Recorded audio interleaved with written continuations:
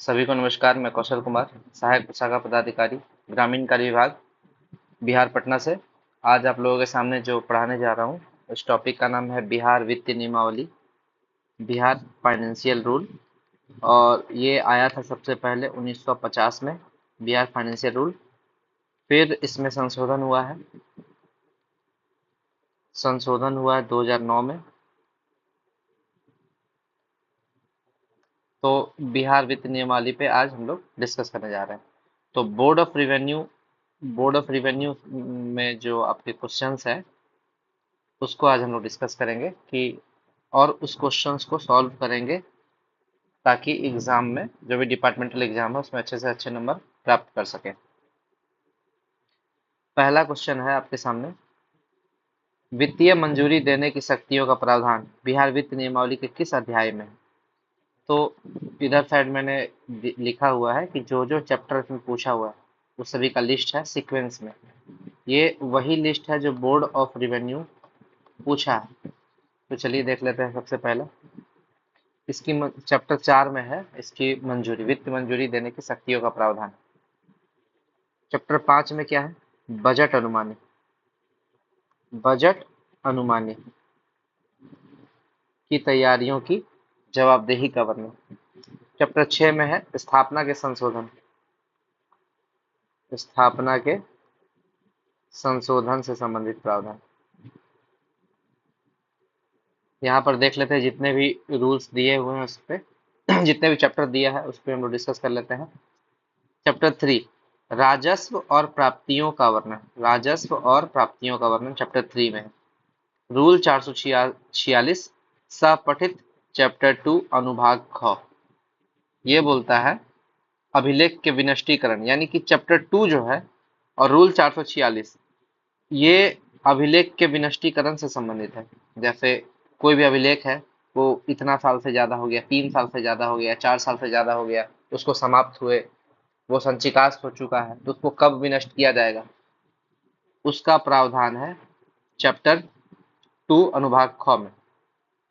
Chapter 4 में है वित्तीय मंजूरी देने की शक्तियों का प्रावधान। चैप्टर 4 में वित्तीय मंजूरी देने की शक्तियों का प्रावधान। चैप्टर 5 में है बजट अनुमानी की तैयारियों और जवाबदेहियों का वर्णन।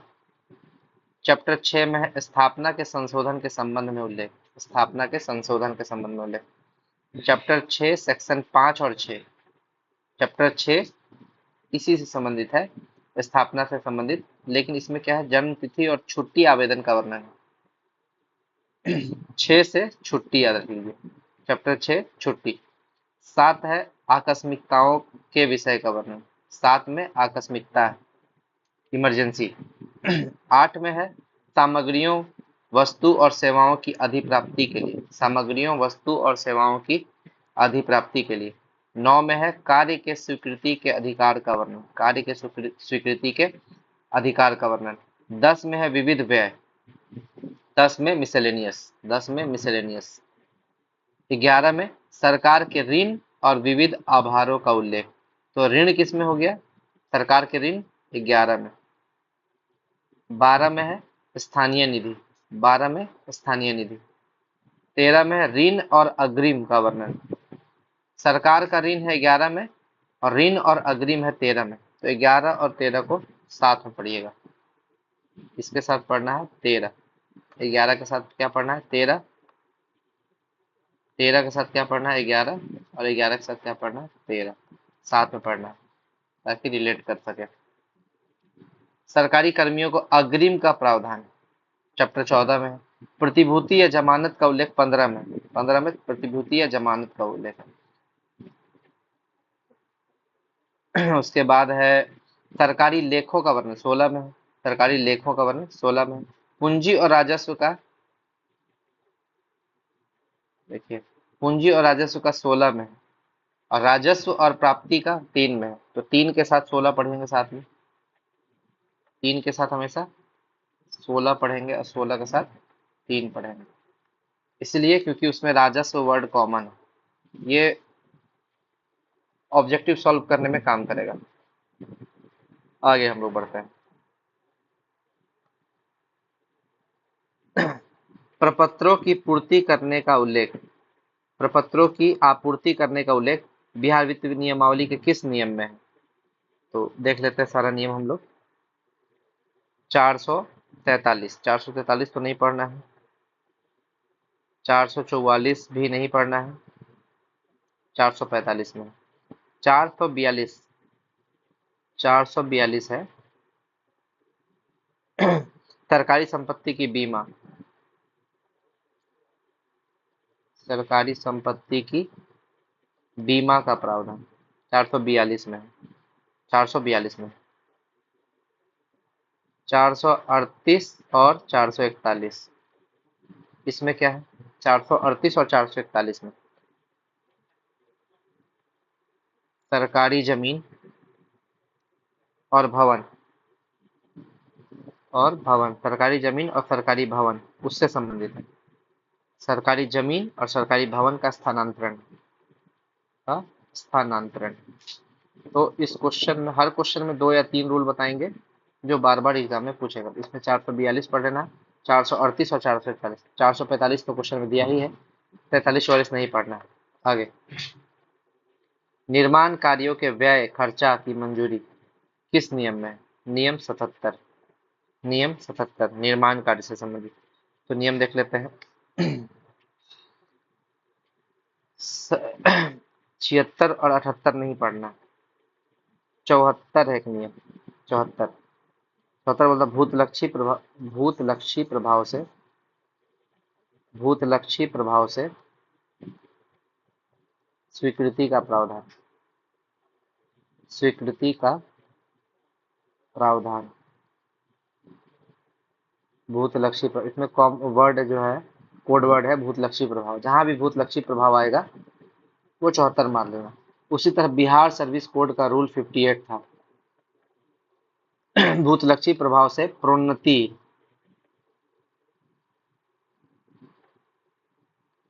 भूतलक्षी प्रभाव से प्रोन्नति देने का, प्रोन्नति देने का वर्णन, देने का प्रावधान। तो जब आप कोड वर्ड याद करते हैं ना, पूरा याद करने की जरूरत नहीं रहता है। भूतलक्षी प्रभाव इसमें याद कर लिए, काम खत्म, ज्यादा नहीं पढ़ना। उसी तरह 67 से 70, रूल 67 से 70 क्या बोलता है? वित्तीय स्वीकृति। इसका कोड वर्ड है वित्तीय स्वीकृति, वित्तीय स्वीकृति। बस कोड वर्ड याद रखिए। तो इसमें भी 3 नियम पढ़ लिए हम लोग, 74, 67 से 70, 74 और 77। 77 में क्या? निर्माण कार्य व्यय खर्चा की मंजूरी। कोई भी निर्माण कार्य में जो खर्चा होगा उसकी मंजूरी, निर्माण कार्य में जो खर्च होगा उसकी मंजूरी। वस्तु, अगला है क्वेश्चन, वस्तु सूची प्रबंधन के संबंध में विस्तृत वर्णन। वस्तु सूची प्रबंधन के संबंध में विस्तृत विवरण। यह है नियम 132 से 153, नियम 132 से 153, 132 से 153। आगे सारा नियम देख लेते हैं। 130 से 131 तो हम लोग को नहीं पढ़ना है। 130 और 131 नहीं पढ़ना है। पढ़ना क्या है? 154 55, 154 55 नहीं, 154 से 56। तो पीडब्ल्यू से डी से रिलेटेड है। तो पीडब्ल्यूडी से रिलेटेड जितना भी नियम है वो हम लोग देख लेते हैं। पीडब्ल्यूडी से रिलेटेड, तो सबसे पहले 119 से 122, 119 से 122 पीडब्ल्यूडी अंतर्गत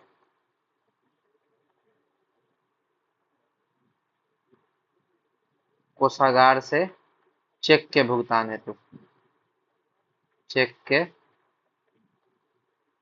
भुगतान हेतु। ये हो गया 119 से 125। क्या और कोई पीडब्ल्यूडी से रिलेटेड है? हाँ है, 154 से 156। तो ये भी है पीडब्ल्यूडी से ही रिलेटेड, 54 55 56 तीनों।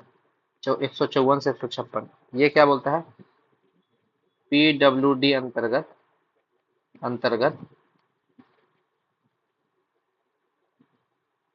सामग्रियों के अधिग्रहण के संबंध में, अधिग्रहण के संबंध में। और कोई है क्या? हाँ, 157 से 161 ये भी पीडब्ल्यूडी से रिलेटेड है, 157 से 161। और वो क्या है? सॉरी, गलती क्या हो गया, इसमें है पीडब्ल्यूडी अंतर्गत सामग्रियों के लिए विशेष नियम और अधिग्रहण जो लिखे थे वो इस अगला वाला में है। यानी कि ये है पीडब्ल्यूडी अंतर्गत सामग्रियों के अधिग्रहण के संबंध में, अधिग्रहण के संबंध में। तो ये पीडब्ल्यूडी से रिलेटेड है। और 132 से 53 क्या हो गया, वस्तु स्थिति प्रबंधन। इसका कोडवर्ड है वस्तु स्थिति प्रबंधन। इसका कोडवर्ड हम लोग देख लेते हैं, वस्तु स्थिति प्रबंधन, ये कोडवर्ड है। तो इसमें भी 1, 2, 3 और 4 रूल हो गया। इसको याद करना एकदम जरूरी है, हर क्वेश्चन में 4 रूल को याद करते जाए। सेवा पुस्तिका 100 और 101, सेवा पुस्तिका 100 और 101 एकदम कॉमन है। 99 क्या है, 99 का कोडवर्ड है अराजपत्रित स्थापना, अराजपत्रित स्थापना से संबंधित, स्थापना से संबंधित, अराजपत्रित स्थापना से संबंधित। और कोई नियम है, 97 98 नहीं पढ़ना है, नहीं पढ़ना है। 112 है, एक पढ़ना है 112, स्थायी अग्रिम का प्रावधान, स्थायी अग्रिम का प्रावधान, स्थायी अग्रिम। और यात्रा भत्ता अग्रिम का 427, 428, 429, ये क्या है, यात्रा भत्ता अग्रिम देने का प्रावधान, अग्रिम देने का प्रावधान। ये 3 रूल है, 3 रूल यात्रा भत्ता अग्रिम देने का प्रावधान है। और यात्रा भत्ता अग्रिम कौन देने का प्रावधान जो है, तो 427 और 428 क्या बोलता है, सॉरी 427 तो नहीं पढ़ना है, 428 और 429 क्या बोलता है। 428 बोलता है जो गवर्नमेंट एम्प्लॉय भारत से बाहर प्रतिनियुक्त है, भारत से बाहर प्रतिनियुक्त है, उनसे संबंधित है, वो जब इंडिया आएंगे यात्रा भत्ता लेंगे, लेकिन अग्रिम लेंगे पहले ही, अग्रिम मतलब पहले ही ले लिए। और 429 बोलता है भ्रमण के लिए यात्रा भत्ता, भ्रमण के लिए यात्रा भत्ता। यानी कि 427 तो नहीं पढ़ना है, लेकिन ये भी पता रहना चाहिए 427, 428, 429 जो है यात्रा भत्ता अग्रिम देने का प्रावधान, अग्रिम लेने का प्रावधान है इसमें। और इसमें से 428 और 429 पढ़ना है। 428 क्या है, गवर्नमेंट एम्प्लॉय, ऐसा गवर्नमेंट एम्प्लॉय जो भारत से बाहर प्रतिनियुक्त है उसके लिए यात्रा भत्ता अग्रिम लेने का प्रावधान। और 429 बोलता है भ्रमण के लिए यात्रा भत्ता अग्रिम लेने का प्रावधान। चलिए आगे, इसमें भी हो गया 1, 2, 3 रूल इसमें भी पढ़ लिए, 2 और 3 रूल, 4 पढ़ लिए, 99 भी पढ़ लिए। आगे वित्तीय स्वीकृति की संसूचना, ये हम बता चुके हैं। 67 से 70 पहला क्वेश्चन बता चुके हैं। 67 से 70 का कोडवर्ड है वित्तीय स्वीकृति। 67 से 70, 67 से 70 है वित्तीय स्वीकृति, 67 से 70 है वित्तीय स्वीकृति। तो बार बार रिपीट करना है, बार बार पढ़ना है। 71 72 नहीं पढ़ना है, 73 से 75 नहीं, इसमें 74 पढ़ना है। 74 क्या है, भूतलक्षी प्रभाव से, भूतलक्षी प्रभाव से स्वीकृति। तो इसका कोड वर्ड है भूतलक्षी प्रभाव, 74। फिर आपको 77 पढ़ना है। 77 में क्या है, निर्माण कार्य में जो व्यय होता है या खर्च होता है उसकी मंजूरी।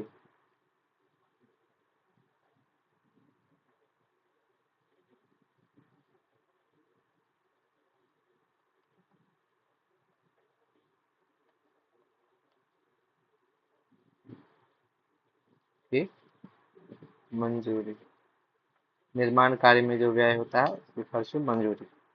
तो ये 74 हो गया। तो इसमें 3 क्वेश्चन पढ़ लिए। आगे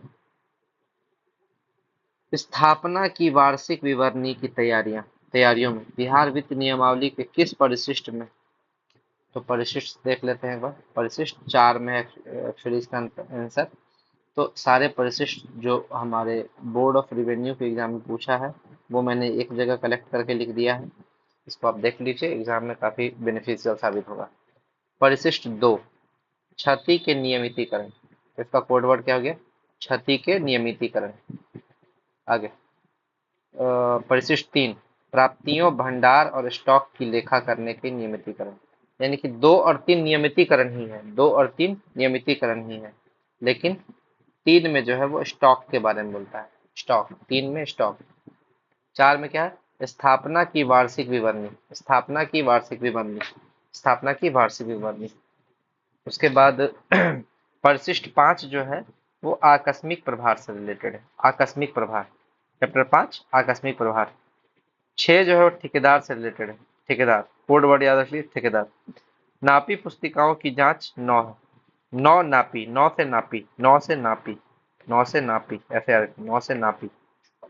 10 में बिहार के राज्यपाल के आवास, मतलब बिहार का राज्यपाल के लिए जो आवास होगा उसके नियम का उल्लेख है।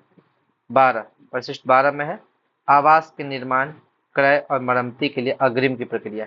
जो आवास के निर्माण, क्रय और मरम्मती के लिए जो अग्रिम लेते हैं उसकी प्रक्रिया है नियम 12 में। 15, जमीनों और भवनों का केंद्र सरकार एवं राज्य सरकार के बीच स्थानांतरण 15 में है। मतलब केंद्र सरकार और राज्य सरकार के बीच जमीन का स्थानांतरण हो सकता है, वो परिशिष्ट 15 बोलता है। तो देख लेते हैं परिशिष्ट 5। परिशिष्ट 5 का क्या है? आकस्मिक प्रभार। आकस्मिक प्रभार, प्रभार, प्रभार। 6 में ठेकेदार, 6 में ठेकेदार, ठेकेदार। ठीक है। 9 में नापी, 9 में नापी। 10 में बिहार का राज्यपाल, बिहार का राज्यपाल से रिलेटेड है। ठीक। 12 में आवास का क्रय मरम्मती, आवास का मरम्मती, का मरम्मती। ठीक है। 15 में राज्य एंड और केंद्र में स्थानांतरण, स्थानांतरण किसका? आवास का, जमीन और भवन का, जमीन और भवन का। तो ये सारा याद कर लीजिए, 9, 10, 12, 15। आगे प्राप्तियों, प्राप्तियों की लोक परीक्षा का प्रावधान। प्राप्तियों की लोक परीक्षा 58। प्राप्तियों की लोक परीक्षा का प्रावधान है नियम 58 में, नियम 58। अब 56 और 57 क्या है? राजस्व के दावों की छूट, राजस्व के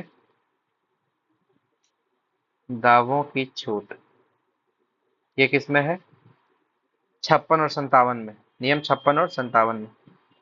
59 नहीं पढ़ना, 59 नहीं पढ़ना। आगे आता है आकस्मिक परिभार प्रभार, परिशिष्ट 5 अभी पढ़े हैं। आकस्मिक प्रभार परिशिष्ट 5। ठीक है। आकस्मिक प्रभार परिशिष्ट 5। परिशिष्ट 3 क्या है? Stock, stock. परिशिष्ट 4 स्थापना की वार्षिक विवरणी, स्थापना की वार्षिक विवरणी, विवरणी। 6 में है ठेकेदार, 6 में है ठेकेदार। 9 में है नापी। 10 में बिहार का राज्यपाल, राज्यपाल। 11 में आवास की मरम्मती, मरम्मती। और 12 में है भवन और जमीन का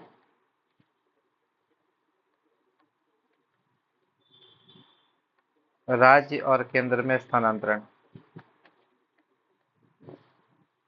स्थानांतरण। तो ये कोड वर्ड अगर याद रहता है तो सारा परिशिष्ट कंप्लीट है। बस इतना ही है परिशिष्ट, कोई दिक्कत नहीं होगा। कोड वर्ड 9 से नापी, 6 से ठेकेदार, ये सब याद रखना चाहिए। आगे आकस्मिक प्रभार परिशिष्ट 5 हो गया। Clear clear. 4 में स्थापना की वार्षिक विवरणी, स्थापना की वार्षिक विवरणी। 6 में ठेकेदार, 6 में ठेकेदार। 9 में नापी। 10 में राज्यपाल, 10 में राज्यपाल। 2 और 3 में क्षति का विनियमितीकरण, क्षति का नियमितीकरण, नियमितीकरण। 3 में स्टॉक था, 3 में स्टॉक, स्टॉक। तो ये कोड वर्ड है, जहां भी आपको एक कोड वर्ड दिख जाए मार देना है सीधा।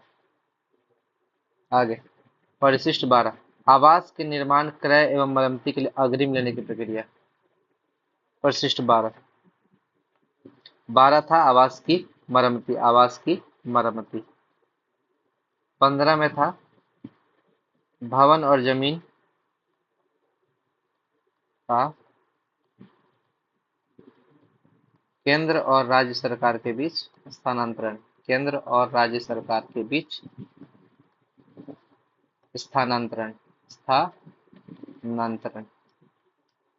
चलिए अगला क्वेश्चन। स्थानीय निधि, स्थानीय निधि बिहार वित्त नियमावली की किस चैप्टर में? चैप्टर 12 में। स्थानीय निधि चैप्टर 12 में। चलिए सारा चैप्टर देख लेते हैं एक बार। चैप्टर 13, ऋण और अग्रिम, ऋण और अग्रिम। 13 के साथ हमेशा किसको पढ़ना है? 11, 11 सरकार के ऋण, सरकार के ऋण। 13 के साथ 11, 13 के साथ 11, चैप्टर 13 के साथ 11। चैप्टर 14, सरकारी कर्मी को अग्रिम का प्रावधान, को अग्रिम का प्रावधान, अग्रिम का प्रावधान, प्रावधान। चैप्टर 14 में। 16 में क्या था? सरकारी लेखों का वर्णन, सरकारी लेखों का वर्णन। एक 15 भी था, 15 छूट गया है। 15 में था प्रतिभूति, 15 प्रतिभूति, प्रतिभूति या जमानत। ठीक है। और कोई बचा? 6, 6, 6 में था स्थापना के संशोधन, स्थापना का संशोधन था। ठीक है। 5 में बजट था, 5 में बजट था। 4 में वित्तीय मंजूरी, 4 में वित्तीय मंजूरी, वित्तीय मंजूरी। चैप्टर 2 में अभिलेख का विनष्टीकरण, अभिलेख का विनष्टीकरण। और इसके लिए नियम 446 भी था। तो 6, 5, 4, 2, 16, 15, 14 सब याद रहना चाहिए। बार बार रिपीट होगा, बार बार रिपीट होगा। फिर से 12 में है स्थानीय निधि, 12 में स्थानीय निधि। 13 में ऋण और अग्रिम, 13 के साथ 11 पढ़ना है। सरकार के ऋण, यहाँ पे ऋण और अग्रिम, सरकार के ऋण। सरकारी कर्मी को अग्रिम 14 में है। 16 में सरकारी लेखा, लेखों का। 15 में प्रतिभूति। 6 में स्थापना के संशोधन। 5 में बजट। 4 में वित्तीय मंजूरी। 2 में अभिलेख का विनष्टीकरण, अभिलेख का विनष्टीकरण। सरकारी कर्मी को अग्रिम का प्रावधान, चैप्टर 14, चैप्टर 14, चैप्टर 14। ठीक है, पता है। 4 में है वित्तीय मंजूरी, 4 में वित्तीय मंजूरी। 13 के साथ हमेशा 11 को पढ़ना है। 13 में क्या है? ऋण एवं अग्रिम, ऋण एवं अग्रिम। और 11 में क्या है? सरकार के ऋण,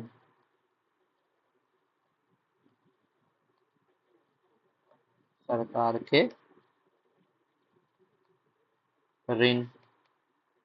आगे राजस्व एवं प्राप्तियों से संबंधित नियम 37 से 41, 37 से 41।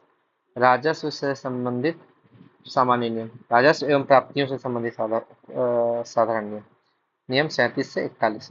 अब क्या नियम 35 36 पूछा है? 35 से 36 में नियम 35 है। नियम 35 बोलता है वित्तीय क्षति या हानि, ईटीसी, जो भी वित्तीय क्षति या हानि हुआ है उसको माफ करा देने का प्रावधान, माफ करा देने का प्रावधान, ये नियम 35 में है, 35 में। ठीक, 30 से 34, 30 से 34 तो नहीं, लेकिन 34 पढ़ना है, 34 पढ़ना है। सरकारी सेवकों को हानि आदि की व्यक्तिगत जवाबदेही, सरकारी सेवकों को हानि आदि की व्यक्तिगत जवाबदेही, तो कोई भी हानि होगी उसकी व्यक्तिगत जवाबदेही सरकारी कर्मियों की होगी। और हानि और को माफ करा देने का प्रावधान जो है 35 में है। तो 34 के साथ 35 को याद रखना, दोनों हानि से संबंधित है, दोनों हानि से संबंधित है। और 37 से 41 क्या है? राजस्व की प्राप्ति। 37 से 41 क्या है? राजस्व की प्राप्ति। बिहार वित्त नियमावली कुछ नहीं है, चैप्टर परिशिष्ट और नियम याद करना है, बाकी कुछ नहीं है, इसमें आपको याद ही करना है। और कोई आपको इसमें ये नहीं किस रूल में क्या है, ये आपको याद ही करना पड़ेगा, कोई इसमें समझने वाला चीज नहीं। नियम 20, विभागीय भुगतान के लिए अभिस्रवों का उल्लेख, अभिस्रवों का उल्लेख। तो अभिस्रव हो गया कोडवर्ड, अभिस्रव 20, अभिस्रव 20, अभिस्रव हो गया 20, अभिस्रव हो गया 20, ये कोड वर्ड है, कोड वर्ड। 19 तो नहीं, 14 से 19, 19 तो नहीं पढ़ना है। नियम 14 से 19 क्या है? कोषागार से निधि की निकासी का प्रावधान, निधि की निकासी का प्रावधान, का प्रावधान। 18 तो नहीं पढ़ना है, 18 नहीं पढ़ना है। आगे बढ़ते हैं। वित्तीय क्षति को माफ करा देने से, देखिए अभी बताए हैं एक क्वेश्चन पहले, वित्तीय क्षति को माफ करा देने का प्रावधान 35 में है। 34 क्या बोलता है? 34 क्या बोलता है? 34 बोलता है सरकारी सेवकों को हानि आदि की व्यक्तिगत जवाबदेही, सरकारी सेवकों को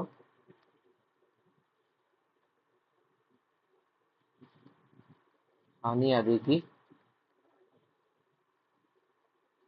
व्यक्तिगत जवाबदेही। और चैप्टर टू, चैप्टर टू आ गया। चैप्टर टू में क्या पढ़े हैं? अभिलेखों का विनष्टीकरण, अभिलेखों का विनष्टीकरण। तो सारा जो भी कुछ आएगा, जो हम लोग पढ़ चुके हैं या पढ़ने वाले हैं, जो इसमें बोर्ड ऑफ रिवेन्यू में पूछा है, हम वो बताएंगे। 33 नहीं पूछा है, हम नहीं बताएंगे, सिर्फ उतना ही बताएंगे जो पूछा है। और हर क्वेश्चन में कुछ सीखेंगे, हर क्वेश्चन में कुछ सीखेंगे। कार्यों के क्रियान्वयन की प्रक्रिया, बिहार वित्त नियमावली के किस नियम है? कार्यों के क्रियान्वयन की प्रक्रिया। तो चलिए, कार्यों के क्रियान्वयन की प्रक्रिया जो है नियम 208 में, कार्यों के क्रियान्वयन की प्रक्रिया। 209 नहीं है, 210 नहीं, याद रखिएगा। 200 से 300 के बीच में, 200 से 300 के बीच में, 100 के बीच केवल एक नियम है जो बोर्ड ऑफ रिवेन्यू पूछा है, वो है 208, 208। बाकी सब ऑप्शन को छांट देना, अदर ऑप्शन रॉन्ग हो जाएगा। ठीक है, केवल एक पूछा है 208, 200 से 300 के बीच में एक ही नियम है 208। और वो 208 क्या बोलता है? कार्यों के कार्यान्वयन की प्रक्रिया, कार्यों के कार्यान्वयन की प्रक्रिया। आगे, बिहार का राज्यपाल, हम बताया था राज्यपाल 10 में आ जाता है। 9 में नापी पुस्तिकाओं की जांच, 9 से नापी पुस्तिकाओं की जांच, जांच है। और 11 नहीं पढ़ना है, 12 है और 15 है। 12 में क्या है?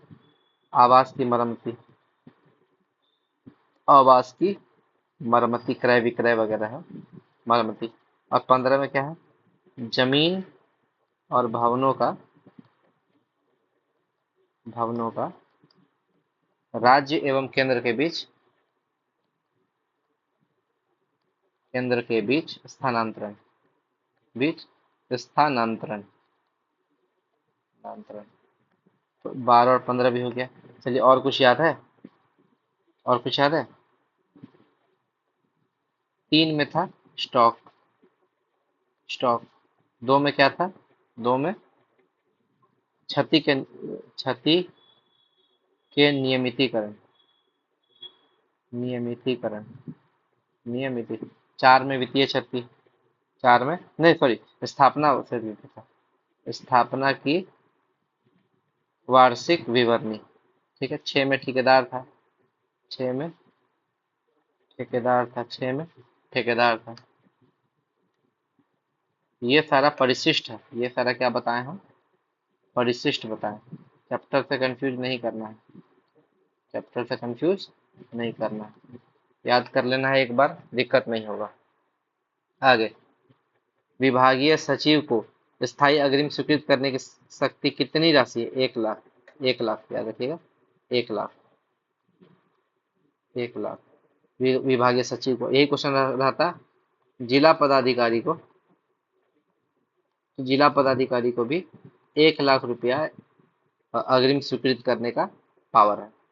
जिला पदाधिकारी के लिए भी 1 लाख और विभागीय सचिव के लिए भी 1 लाख।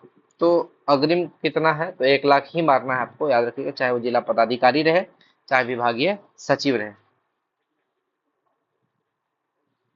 अगला क्वेश्चन, लोक निर्माण विभाग, पीडब्ल्यूडी। पीडब्ल्यूडी से हम बता चुके हैं, 4 नियम हम बताए हैं एक साथ। चलिए, चारों नियम को एक साथ पढ़ लेते हैं। 119 से 122। अगला क्या है? 154 से 156। और अगला क्या है? 157 से 161। ये तीन तीन नियम बताए, 4 नहीं, 3 नियम बताए। तो इस तीनों को देख लेते हैं।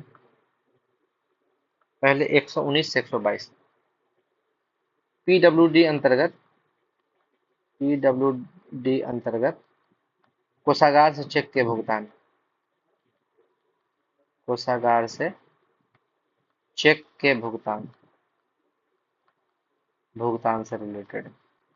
अगला 154 से 156। 154 से 156 बोलता है पीडब्ल्यूडी अंतर्गत, अंतर्गत सामग्रियों के लिए विशेष नियम, सामग्रियों के लिए विशेष नियम। और 157 से 161 बोलता है, ठीक है, पीडब्ल्यूडी अंतर्गत सामग्रियों के अधिग्रहण, के अधिग्रहण से संबंधित,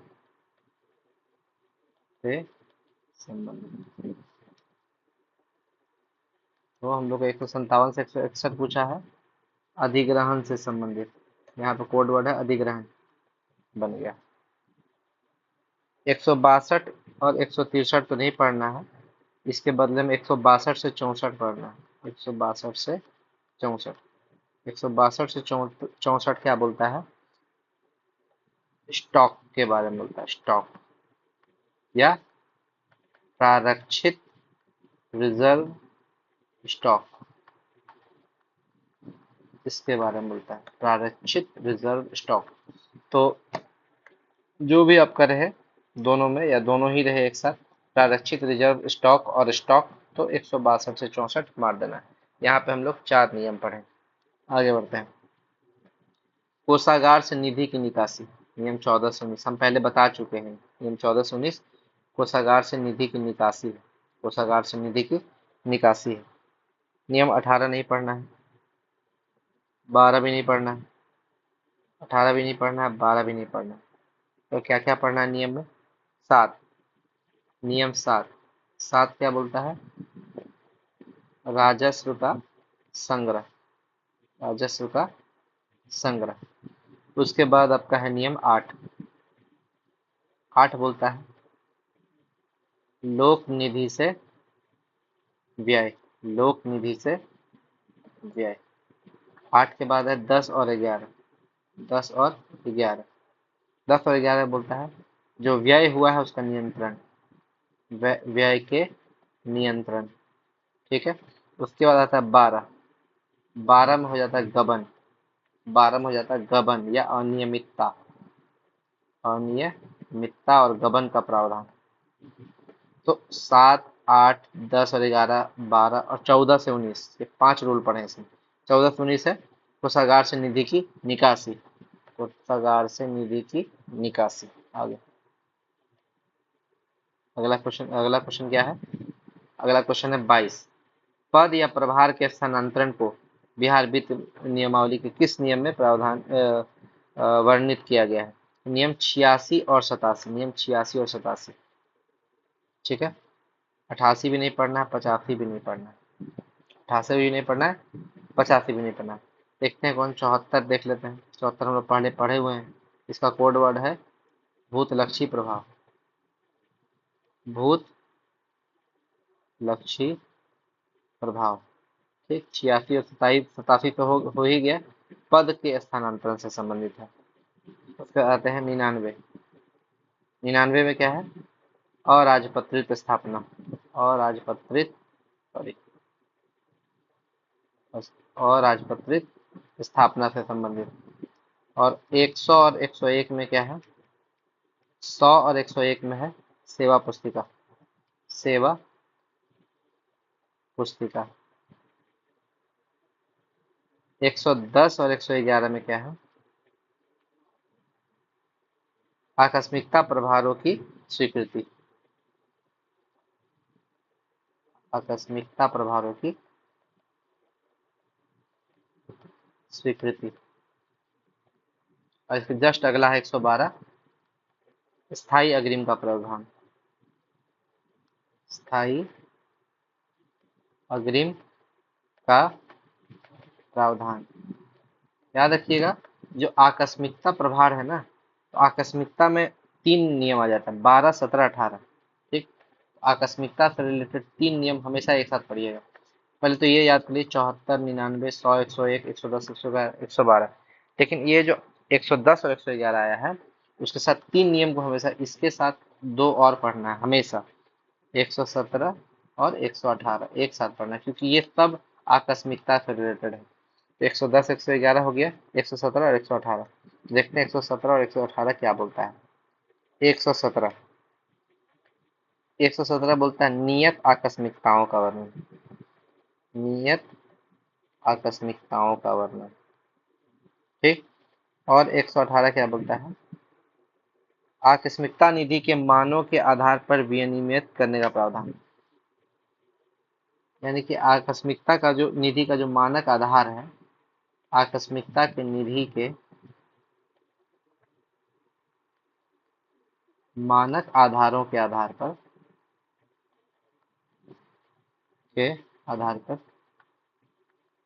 विनियमित करने का प्रावधान। विनियमित करने का प्रावधान, ये 118 में। तो कभी भी आप आकस्मिकता पढ़िएगा तो 3 रूल याद रखिएगा। 110 से 11 सबसे पहला हो गया आपका। तो पहला 110 से 11, दूसरा 117, फिर 118। तो आपको अगर ऑप्शन इस तीनों में छट जाता है, ये कोड वर्ड है आकस्मिकता। आकस्मिकता। तो आपको पता है कि आंसर तो या तो ये होने वाला है, या ये होने वाला है, या ये होने वाला है। आप ऑप्शन वहां पे छांट सकते हैं, ऑप्शन भी वैसा ही देता है। चैप्टर 2 अनुबंध ख, ये विनष्टीकरण से संबंधित है। पहले बता चुके हैं चैप्टर 2 जो है वो विनष्टीकरण से संबंधित है। और इसके साथ रूल आता है, रूल 446। रूल 446 वो भी विनष्टीकरण से संबंधित है। आगे बढ़ते हैं। आगे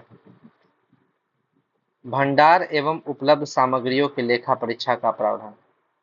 यानी कि भंडार और उपलब्ध सामग्रियों के लेखा परीक्षा का प्रावधान नियम 198 में। नियम 198 में। तो 196, 197 तो पढ़ना ही नियम लोग है। ठीक। और 200 और 300 के बीच में एक ही नियम है, 208। 200 और 300 के बीच में केवल एक नियम है, 208, उसको जानिए। कार्यों के कार्यान्वयन की प्रक्रिया। कार्यों के कार्यान्वयन की प्रक्रिया, कार्यों के कार्यान्वयन की प्रक्रिया। तो ये हो गया 208, ये हो गया 208।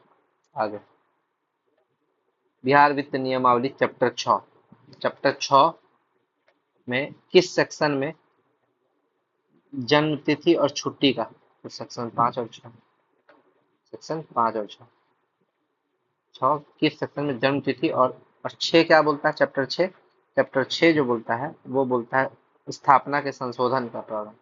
चैप्टर 6 बोलता है स्थापना के संशोधन के संबंध में, संशोधन के संबंध में बोलता है चैप्टर 6।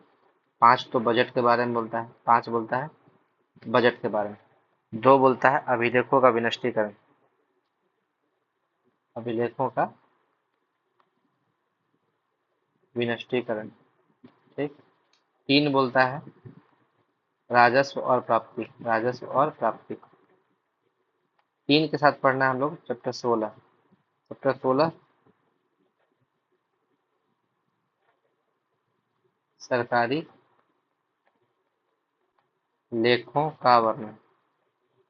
और 16 का सेक्शन 2, 16 सेक्शन 2 बोलता है पूंजी और राजस्व लेखा, पूंजी और राजस्व लेखा के बारे में।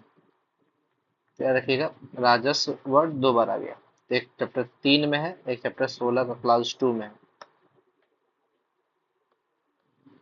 ठीक है। और कोई है क्या? 10 में है मिसेलेनियस, विविध, विविध भी है मिसेलेनियस, 10 में है मिसेलेनियस। और आकस्मिकता का वर्णन चैप्टर 7 में है। यहाँ जो पढ़ रहे थे आकस्मिकता, 1, 2 और 3 नियम पढ़े थे आकस्मिकता से रिलेटेड, तो आकस्मिकता का प्रावधान है चैप्टर 7 में, चैप्टर 7 है आकस्मिकता के बारे में, आकस्मिकता के बारे में। और आकस्मिकता से रिलेटेड 3 नियम कौन है? 3 नियम है 110 और 111 सबसे पहले, दूसरा नियम 117 और तीसरा नियम 118। तीनों नियम आकस्मिकता से रिलेटेड है, आपको ऑप्शन छांटने में आसानी होगी। और चैप्टर पूछेगा तो चैप्टर 7, चैप्टर पूछेगा तो चैप्टर 7। आगे बढ़ते हैं अगला क्वेश्चन। भवनों और जमीन के किरायों और करों की वसूली, करों की वसूली, भवन और जमीन का किरायों का करों की वसूली। नियम 46 से क्या, नियम 46 से 51। नियम 45, नियम 45 क्या बोलता है? नियम 45 बोलता है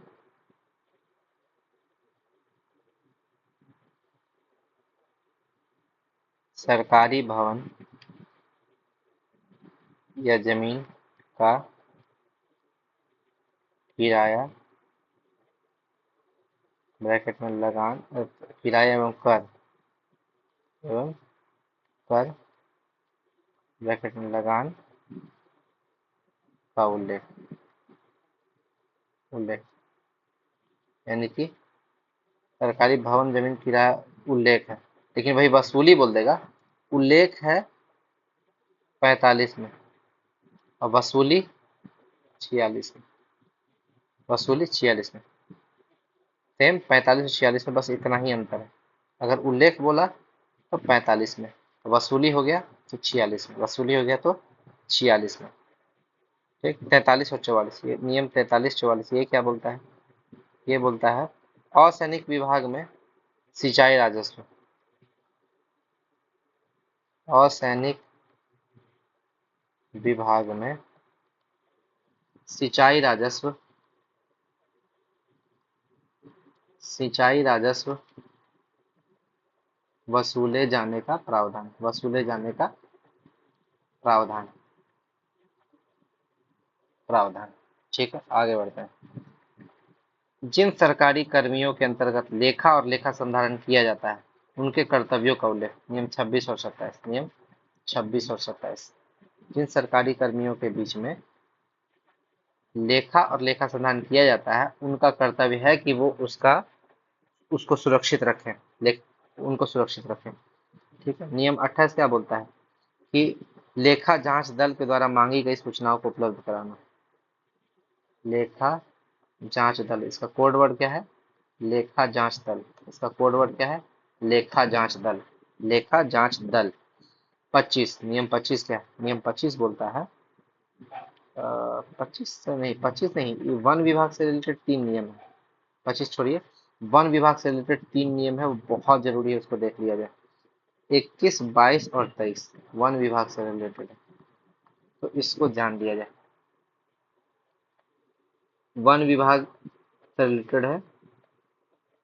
वन विभाग के अंतर्गत अ, व्ययन पदाधिकारी, जो व्ययन पदाधिकारी है, उसको अग्रिम देने का प्रावधान।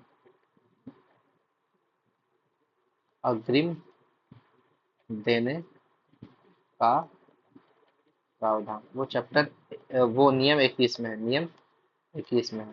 अब 22 और 23 देखते हैं। 22 क्या बोलता है? वन विभाग में, वन विभाग में रोकड़ बही, वन विभाग में रोकड़ बही के बारे में बोलता है। और चैप्टर 23 क्या बोलता है? वन विभाग के, वन विभाग के निर्माण और संरक्षण संबंधी, निर्माण और, निर्माण और संरक्षण संबंधी प्रावधान, संबंधी विभागीय लेखों पर वित्तीय नियंत्रण, वित्तीय नियंत्रण। तो तीनों लॉ 21, 22, 23 जो है वो वन विभाग से ही संबंधित है। तो पहला जो 21 है वो व्ययन पदाधिकारी, दूसरा रोकड़ बही, तीसरा निर्माण और संरक्षण, निर्माण और संरक्षण। तो ये कोड वर्ड है। आगे, सरकारी सेवक को होने वाली हानि आदि की व्यक्तिगत जवाबदेही 34 में है। इसमें 34 और 35 दोनों बता देते हैं। हानि कोई भी होगा, उससे रिलेटेड 34 भी और 35 भी है। लेकिन 35 नंबर में क्या बोलता है? हानि को माफ करा देने का प्रावधान, हानि को माफ करा देने का प्रावधान, करा देने का प्रावधान। लेकिन हानि की जवाबदेही के बारे में बोलेगा तो वो 34 में है। 34। आगे, प्रतिभूति के बारे में बोलेगा तो चैप्टर 15, प्रतिभूति के बारे में बोलेगा तो चैप्टर 15, चैप्टर 15। 13 के साथ हमेशा 11 पढ़ना है। 13 में क्या है? ऋण एवं अग्रिम, ऋण एवं अग्रिम। और चैप्टर 11 में है सरकार का ऋण, सरकार का ऋण। ये चैप्टर 11 हो गया। चैप्टर 13 हो गया। चैप्टर 14, चैप्टर 14 जो है अग्रिम का प्रावधान, अग्रिम का प्रावधान। किसको? सरकारी कर्मी, गवर्नमेंट एम्प्लॉय को। चैप्टर 14। और चैप्टर देख लेते हैं क्या क्या था। 2 में क्या था? राजस्व और प्राप्ति, ठीक है। सॉरी, 3 में था। 2 में तो विनष्टीकरण, अभिलेख का विनष्टीकरण, अभिलेख का विनष्टीकरण। 4 में था वित्तीय मंजूरी, 4 में वित्तीय मंजूरी। 5 में था बजट। 6 में स्थापना संबंधी प्रावधान, स्थापना संबंधी संशोधन से रिलेटेड प्रावधान, ठीक है। 7 में था आकस्मिकता, आकस्मिकता। 9 में था कार्य की स्वीकृति के अधिकार का वर्जन, ठीक है। 9 छोड़िए, 9 में। 10 में है मिसेलेनियस, विविध। 10 में मिसेलेनियस, विविध। 11 तो बता दिए, सरकार के ऋण। 11 के साथ 13 को साथ में पढ़ना है, 13। 12 में है स्थानीय निधि, 12 में क्या है? स्थानीय निधि, स्थानीय निधि। 13 तो पढ़ लिए, ऋण और अग्रिम। 14 में अग्रिम का प्रावधान सरकारी सेवक को लेने का। अब 15 में क्या है? प्रतिभूति या जमानत। 15 में प्रतिभूति या जमानत। ये हो गया टोटल चैप्टर, सारा चैप्टर खत्म।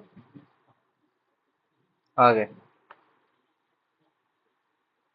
वित्त नियमावली के किस नियम में के अंतर्गत सरकारी कर्मी से अपेक्षा की जाती है कि लेखा जांच दल द्वारा मांगी गई सूचनाओं को उपलब्ध कराए। बताए थे लेखा जांच दल। लेखा जांच दल का कोड वर्ड है 28। लेखा जांच दल का कोड वर्ड है 28। लेखा जांच दल का कोड वर्ड 28। 26 और 27 एक में है। इसका मतलब है जिन सरकारी कर्मी के अंदर अंतर्गत लेखा संधारण किया जाता है उनके बारे में, यानी कि जिन सरकारी कर्मी के अंतर्गत लेखा संधारण किया जाता है उनकी जवाबदेही संधारण किया जाता है। और 21, 22, 23 तो हम बोले थे ये तीनों किससे रिलेटेड है? वन विभाग से रिलेटेड है। वन विभाग से रिलेटेड है 21, 22 और 23। 21 जो है किससे रिलेटेड है? व्ययन पदाधिकारी से रिलेटेड। 21 जो है वो व्ययन पदाधिकारी से रिलेटेड है। 22 जो है वो रोकड़ बही। 22 जो है वो रोकड़ बही से रिलेटेड है। और 23 क्या है? संरक्षण और निर्माण। संरक्षण और निर्माण ये तीनों है वन विभाग से संबंधित। लेकिन कोड वर्ड क्या है? अगर व्ययन पदाधिकारी दे दिया तो 21 मारना है, रोकड़ बही दे दिया तो 22 मारना है, और अगर संरक्षण और निर्माण दे दिया तो 23 मारना है। आगे, भारत सरकार और अन्य राज्य सरकार के बीच वित्तीय समंजन। वित्तीय समंजन का दो नियम है। वित्तीय समंजन का दो नियम है। पहला एक 459 से 62 और दूसरा 457 से 68। ये दोनों जरूरी है, एक और दो दोनों जरूरी है। यहाँ पर आंसर दो होगा क्योंकि भारत सरकार और अन्य राज्य सरकारों के बीच वित्तीय समंजन की बात की गई। लेकिन 457 और 458 क्या बोलता है? सॉरी, ये क्या बोलते हैं, ये गलती हो गया, ये दोनों नहीं है। 459 और 462 और 463, 463 ये है। 463, 463, 463 किसके साथ है वित्तीय समंजन? विदेश की सरकार के साथ। विदेश की सरकार या अन्य बाहरी संस्थान से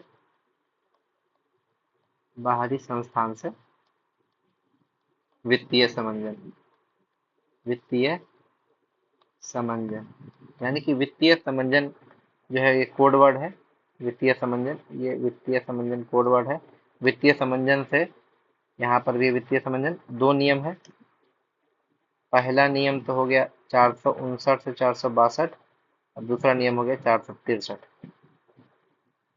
अगर भारत सरकार और अन्य राज्य के बीच में वित्तीय समंजन का बात हुआ तो 459, लेकिन विदेश का सरकार का बात हो गया या अन्य बाहरी संस्थान का बात हो गया तो 463। आगे, नापी पुस्त 9 में। नापी पुस्त 9 में, 9 से नापी, 9 से नापी। ये हम लोग किसके बारे में पढ़ रहे हैं? परिशिष्ट के बारे में।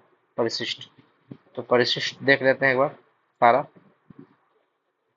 7 में क्या है? 7 तो पढ़ना नहीं था, 8 पढ़ना नहीं था, 9 पढ़ लिए। दो दो क्षति का नियमितीकरण। क्षति का नियमितीकरण। 3 में स्टॉक। 3 में स्टॉक। 4 में स्थापना की वार्षिक विवरणी। स्थापना की वार्षिक विवरणी। 5 में था आकस्मिक प्रभाव। आकस्मिक प्रभाव, देखिए आकस्मिक प्रभाव चैप्टर परिशिष्ट 5 में है। चैप्टर का बात करें तो चैप्टर 7 में है। और अगर नियम का बात करें तो नियम 3 नियम में है। 110, 111, 117, 118। 3 नियम में आकस्मिक प्रभाव का उल्लेख, आकस्मिक प्रभाव का उल्लेख है। तो आकस्मिक प्रभाव से 1, 2, 3, 4, 5 क्वेश्चन हो गया। अगला अगला परिशिष्ट हम लोग पढ़ने जा रहे हैं। परिशिष्ट 6 का मतलब ठेकेदार। 6 से ठेकेदार। 9 से तो पढ़ ही लिए, नापी पुष्प। 9 का मतलब नापी पुष्प, ठीक है। 10 का मतलब राज्यपाल। 10 का मतलब राज्यपाल। 11 का मतलब आवास का मरम्मती का, आवास की मरम्मती मरम्मती। और 12 जो है, 12 में है वो जमीन और भवन, भवन का केंद्र सरकार एवं राज्य सरकार के बीच में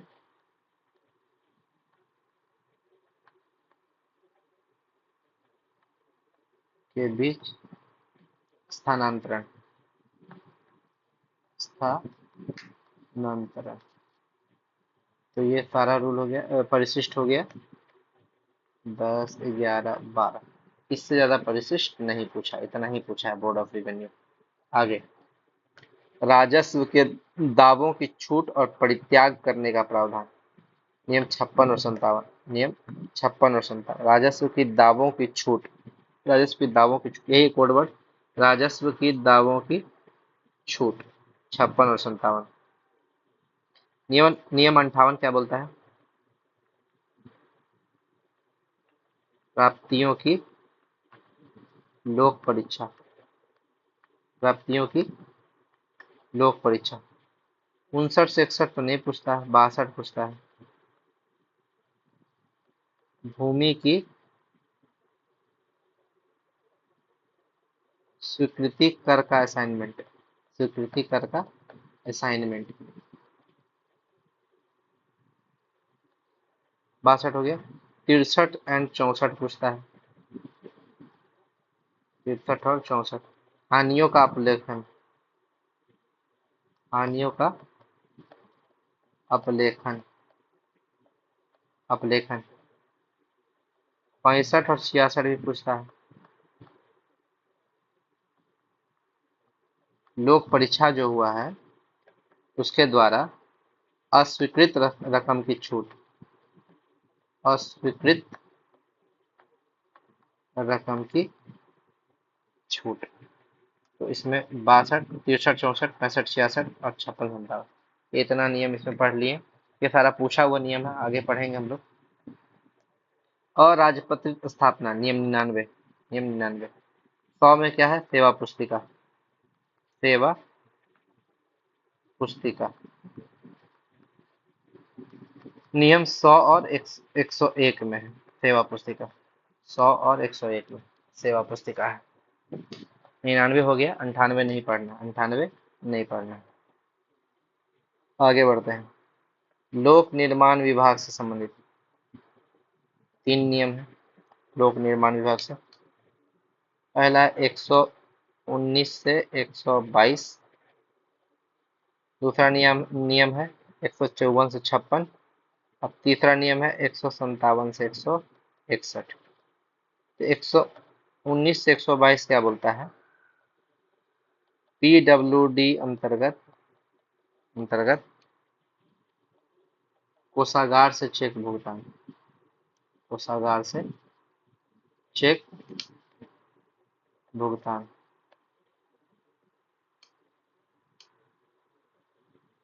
अगला 154 से 56 क्या बोलता है? लोक निर्माण विभाग के अंतर्गत सामग्रियों के लिए विशेष नियम। यहाँ अगर विशेष नियम बोलेगा तो 54 से 56, लेकिन सामग्रियों के अधिग्रहण,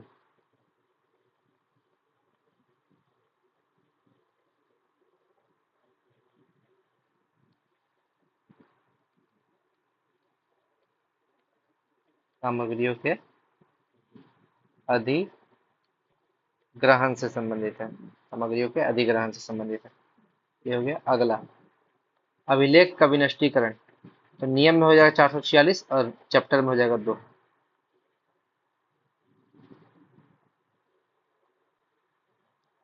445 क्या बोलता है?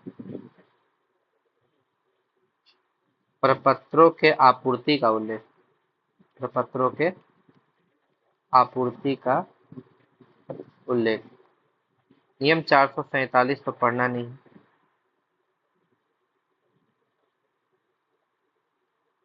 आगे, सरकारी भवनों के क्रय विक्रय करने का प्रावधान, सरकारी भवनों के क्रय विक्रय करने का प्रावधान है 326 और 327 में। इसके साथ 3 रूल एक साथ पढ़िएगा, 326 और 327। अगला 328 और 331। ये तीनों एक साथ पढ़ना है आपको। 326 27 हो गया सरकारी भवन का क्रय विक्रय, का क्रय विक्रय। ठीक। 328 हो जाएगा कार्यालय के उपयोग के लिए भवन। अगर कोई कार्यालय के उपयोग के लिए भवन ले रहे हैं उसका प्रावधान। कार्यालय के उपयोग के लिए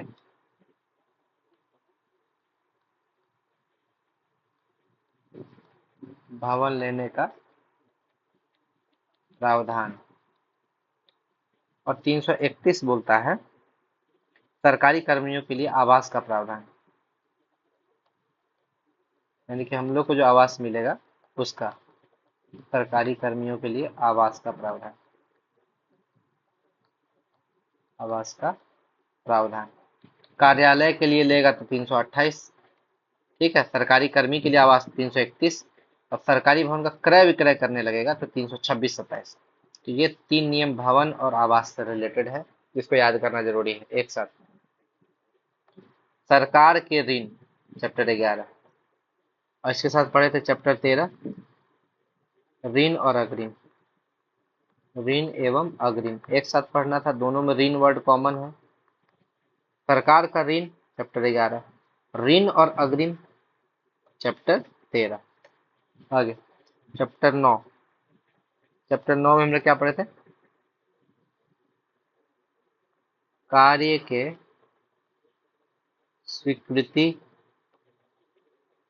के अधिकार का वर्णन। मतलब कार्य का स्वीकृति इसका कोड वर्ड है। कार्य का स्वीकृति, नो नो नो नो करते करते, नो का मतलब नो नो नो नो करते करते स्वीकृति दे दिया। ऐसे भी याद कर सकते हैं। 10 में है मिसलेनियस, यानी कि विविध व्यय, विविध व्यय। तो चैप्टर 9 को आप ऐसे याद रख सकते हैं, 9 का मतलब no no no no no कर रहा है, स्वीकृति देंगे सर, तो वो बोला नो नो नो, और फाइनली वो कार्य का स्वीकृति दे दिया। नो नो नो करते करते यस कर दिया, यस मतलब कि स्वीकृति दे दिया। तो ये कोड वर्ड आप याद कर सकते हैं। 10 में तो मिसलेनियस है, 10 में मिसलेनियस यानी कि विविध, विविध व्यय, विविध व्यय। आपको ऐसे करके बार बार रिपीट करने से रूल याद होता है, बार बार रिपीट करने से रूल याद होता है। आपको इसे बार बार नहीं याद करना है, आपको इसे एग्जाम के समय देख लेना है, ताकि बस एग्जाम भर हमको याद रहे। और ज़्यादा डिटेल में पढ़ना है तो फिर बुक है आपके पास। स्थानीय निकायों को अनुदान। स्थानीय निकायों को अनुदान जो है रूल 358 में, रूल 358 में है। स्थानीय निकायों को अनुदान रूल 358 में है। तो इसको पढ़ते हैं। इसको हम लोग को 5 रूल एक साथ पढ़ना है, 5 रूल एक साथ पढ़ना है। 358 359 स्थानीय निकायों का अनुदान है, और 359 क्या बोलता है? 359 बोलता है स्थानीय निकायों को ऋण, स्थानीय निकायों को ऋण, ऋण। तो स्थानीय निकाय को जो ऋण दिया जाएगा वो है 59 में, और अनुदान दिया जाएगा 58 में। 58 ये हो गया। आगे 350 और 51, 350 और 351 है भविष्य निधि के बारे में। भविष्य निधि 350 और 351 है भविष्य निधि के बारे में। ठीक, ये भी बहुत जरूरी था।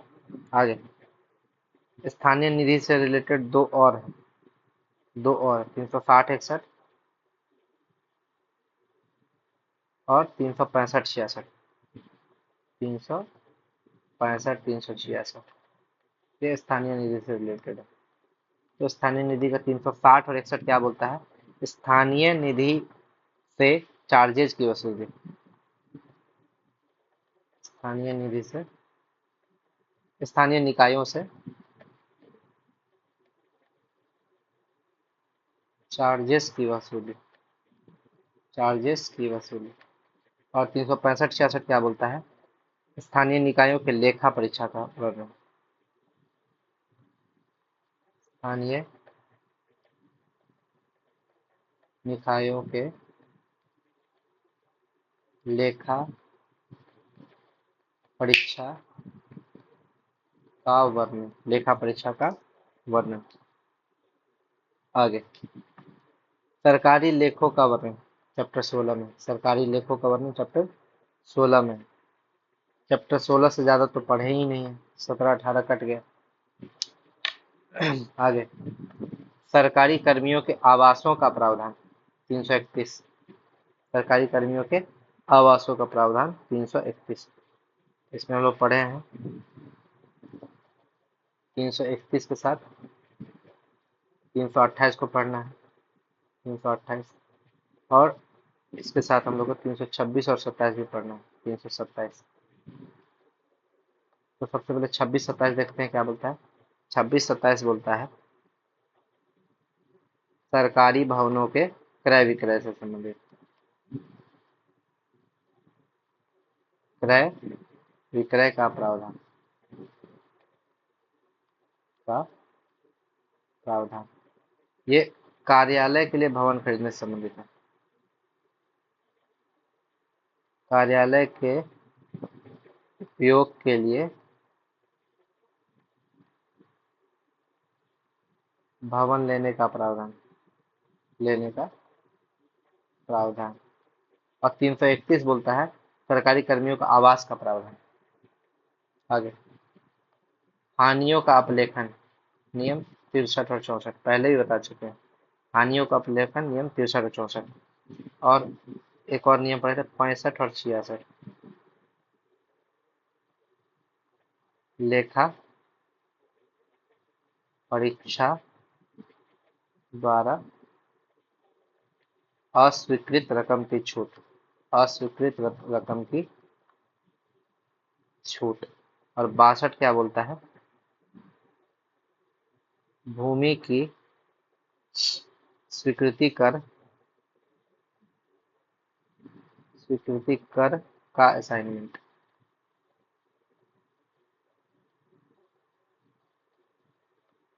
62 बोलता है। और ये 65 और 66 तीन रूल इसमें भी हो गया। अगला, पूंजी पर ब्याज का प्रावधान। पूंजी पर ब्याज का प्रावधान 457 और 58। पूंजी पर ब्याज का प्रावधान 457 और 58। 454 नहीं पढ़ना है। 455 और 56 नहीं पढ़ना है। तो दो पढ़ना है, एक साथ पढ़ना है दो गो। 459 से 462 ये, और 463 ये, इस दोनों को एक साथ पढ़ना है। क्यों? ये वित्तीय समंजन से रिलेटेड है। वित्तीय समंजन से रिलेटेड है ये दोनों। वित्तीय समंजन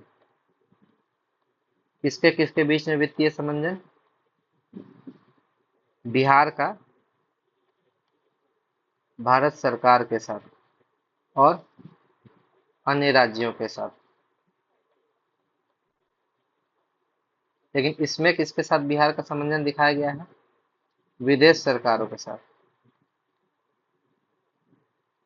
और अन्य बाहरी संस्थानों के साथ।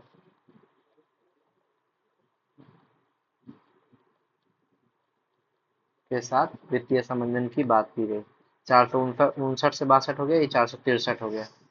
आगे, बिहार वित्त नियमावली में स्टॉक तो परिशिष्ट 3 में है। स्टॉक वर्ड कॉमन बताया था। प्राप्ति भंडार और स्टॉक का, तो स्टॉक का हो गया 3। दो तो है आपका दो है क्षति के नियमितीकरण। क्षति के नियमितीकरण। एक जो है बोर्ड ऑफ रिवेन्यू नहीं पूछा तो 4 कर देते हैं इसको। 4 जो है वो है स्थापना की वार्षिक विवरणी। स्थापना की वार्षिक विवरणी, ठीक है। 5 में है आकस्मिक प्रभार। आकस्मिक प्रभार परिशिष्ट में 5 है लेकिन चैप्टर में 7 है। नियम में आकस्मिक प्रभार का 3 नियम है, 110 111, 110 111 और 117 और 118। 3 नियम है, 3 नियम। चैप्टर 7 है, परिशिष्ट 5 है। परिशिष्ट 6 में है ठेकेदार, 9 में है नापी, 10 में है राज्यपाल, 11 में आवास की मरम्मती,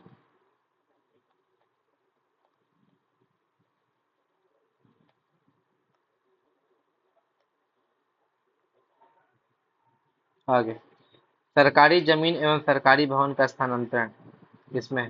नियम 438 और 441 में। नियम 438 और 441 में। तो क्या इससे रिलेटेड और कोई रूल प्रावधान है? सरकारी संपत्ति की बीमा का प्रावधान किसमें है? 442 में। सरकारी संपत्ति की बीमा 442 में है। 444 बकाये दावों का भुगतान, बकाये दावों का भुगतान। 445 प्रपत्रों के आपूर्ति, प्रपत्रों के आपूर्ति से संबंधित है। आगे बढ़ते हैं। असैनिक विभाग में सिंचाई राजस्व को वसूले जाने का 45 से 44 पढ़े हुए हैं पहले हम लोग, ये पहले मैंने बताया है। असिंचाई विभाग में सिंचाई असैनिक विभाग में सिंचाई राजस्व 43-44, सिंचाई राजस्व 43-44। 45 में क्या है? सरकारी भवन या जमीन का किराया या कर लगान का उल्लेख। और 45 के साथ 46 से 51 हम लोग पढ़ना है। 46 से 51, 51, 45 के साथ पढ़ना है। 45 क्या बोलता है? सरकारी भवन या जमीन, ठीक है, उसके का किराया ऑब्लिक कर का उल्लेख, कर का उल्लेख है। लेकिन इसमें क्या, सरकारी भवन और जमीन का किराया कर की वसूली है, वसूली। बस अंतर क्या है, यहाँ पर उल्लेख है, यहाँ पर वसूली है। नियम 45 और 46 से 51, बस इतना ही अंतर है। आगे, भारत से बाहर जो छुट्टी पर गए हैं वापस आने पर अग्रिम। सबसे पहले तो 427, 428 और 429, ये बिहार फाइनेंस रूल का नियम है, जिसके अंतर्गत यात्रा भत्ता अग्रिम लेने का प्रावधान है, अग्रिम लेने का प्रावधान। 427, 28 और 29। 428 जो है, सॉरी, 428 जो है वो बोलता है सरकारी कर्मी जो भारत से बाहर छुट्टी पर गया है या प्रतिनियुक्त है, उनके वापस आने पर उन्हें उन्हें अग्रिम दिया जाएगा, वापस आने पर अग्रिम दिया जाएगा। वो 428 है। लेकिन 429 क्या बोलता है? 429 भ्रमण के लिए, घूमने के लिए यात्रा भत्ता अग्रिम देने का प्रावधान। 429। आगे, स्थायी अग्रिम का प्रावधान 112। स्थायी अग्रिम का प्रावधान 112। स्थायी अग्रिम का प्रावधान 112। 110 और 111 को साथ में पढ़ना है। 110 और 11। आकस्मिकता प्रभारों की स्वीकृति। और 117 और 118 में भी आकस्मिकता से रिलेटेड है। 117 में क्या है? नियत आकस्मिकता, नियत आकस्मिकता। और 118 में क्या है? आकस्मिकता निधि, आकस्मिकता निधि। ये कोड वर्ड है, जिससे क्वेश्चन बन जाएगा। इसमें आकस्मिकता प्रभार है, नियत आकस्मिकता है, आकस्मिकता निधि है। यहाँ पर भी आपको 1 2 3 4 रूल पढ़ने को मिला। भ्रमण के लिए यात्रा भत्ता अग्रिम 429 हो गया, ठीक है, भ्रमण के लिए। और 428 भारत से बाहर जो गवर्नमेंट एम्प्लॉय गए हैं उन्हें भारत वापस आने पर यात्रा भत्ता दिया जाएगा। ठीक है, आगे। जमीन और भवनों को स्थानांतरण केंद्र और राज्य सरकार के बीच परिशिष्ट 15, परिशिष्ट 15। 14 पढ़ना नहीं, 16 पढ़ना नहीं, 12, सॉरी 15 पढ़ना है और 14 16 तो है ही नहीं। आगे 9 में है नापी, 6 में है ठेकेदार, 4 में स्थापना की वार्षिक विवरणी, स्थापना की वार्षिक विवरणी, 5 में है आकस्मिक प्रभार, आकस्मिक प्रभार, 10 में है राज्यपाल, 3 में है स्टॉक। तो ये बार बार रिपीट करना है, बार बार, जिससे क्वेश्चन जो है वो याद रहे। आगे संपत्ति, सरकारी संपत्ति की बीमा का प्रावधान 442, सरकारी संपत्ति की बीमा का प्रावधान 442 में है। 441 को हम लोग पढ़ना है 438 से, और 438 से, सॉरी 438 से 441 ऐसे पढ़ना है। वो क्या बोलता है? सरकारी जमीन और अ, सरकारी भवन का स्थानांतरण,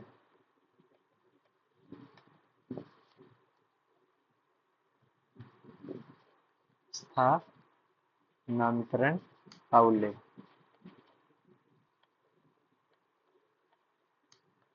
438 से 441।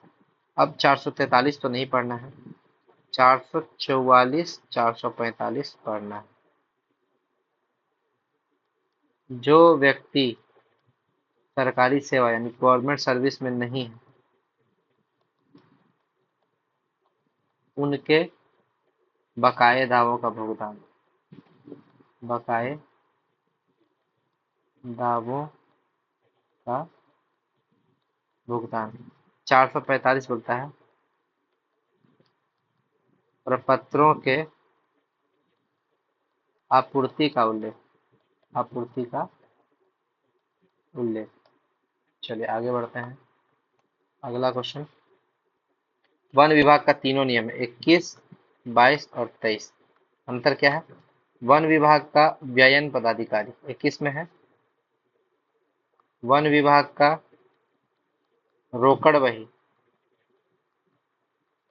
रोकड़ बही वो है 22 में, और 23 में है वन विभाग का संरक्षण और निर्माण संबंधी,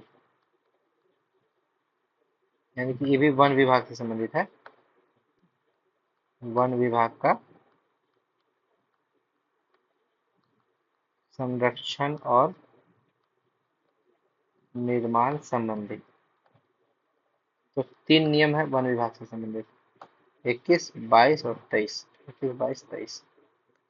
आगे जुर्माने के संदर्भ में कौन सा नियम है? 52 और 53। 52 और 53 जुर्माने के संबंध में बोलता है। 52 और 53 जुर्माना, 52 53 का मतलब हो गया जुर्माने। 51 तो नहीं है, ऐसे पढ़ते हैं 46 से 51, 46 से 51, ये अकेला 51 है, 46 से 51 एक ही चीज है। भवनों एवं भूमि यानी कि जमीन के किरायों एवं करों की वसूली। और यही अगर इस वसूली शब्द को खाली उल्लेख कर दिया जाए, यानी कि भवनों एवं भूमि जमीन के किरायों एवं करों की का उल्लेख, उल्लेख बस उल्लेख कर दिया जाए, तो ये हो जाएगा नियम 45। 45 ज़्यादा अंतर नहीं है, 45 और 46 से 51 के बीच में। ठीक, 54 55 तो नहीं पढ़ना है, 54 55 नहीं पढ़ना है, 56 और 57 पढ़ना है, 56 और 57 पढ़ना है, और 58 भी पढ़ना है। 56 57 पढ़ना है, 58 पढ़ना है। 56 57 क्या है? राजस्व के दावों की छूट और प्रत्याग। राजस्व के दावों की छूट और परित्याग। 58 क्या है?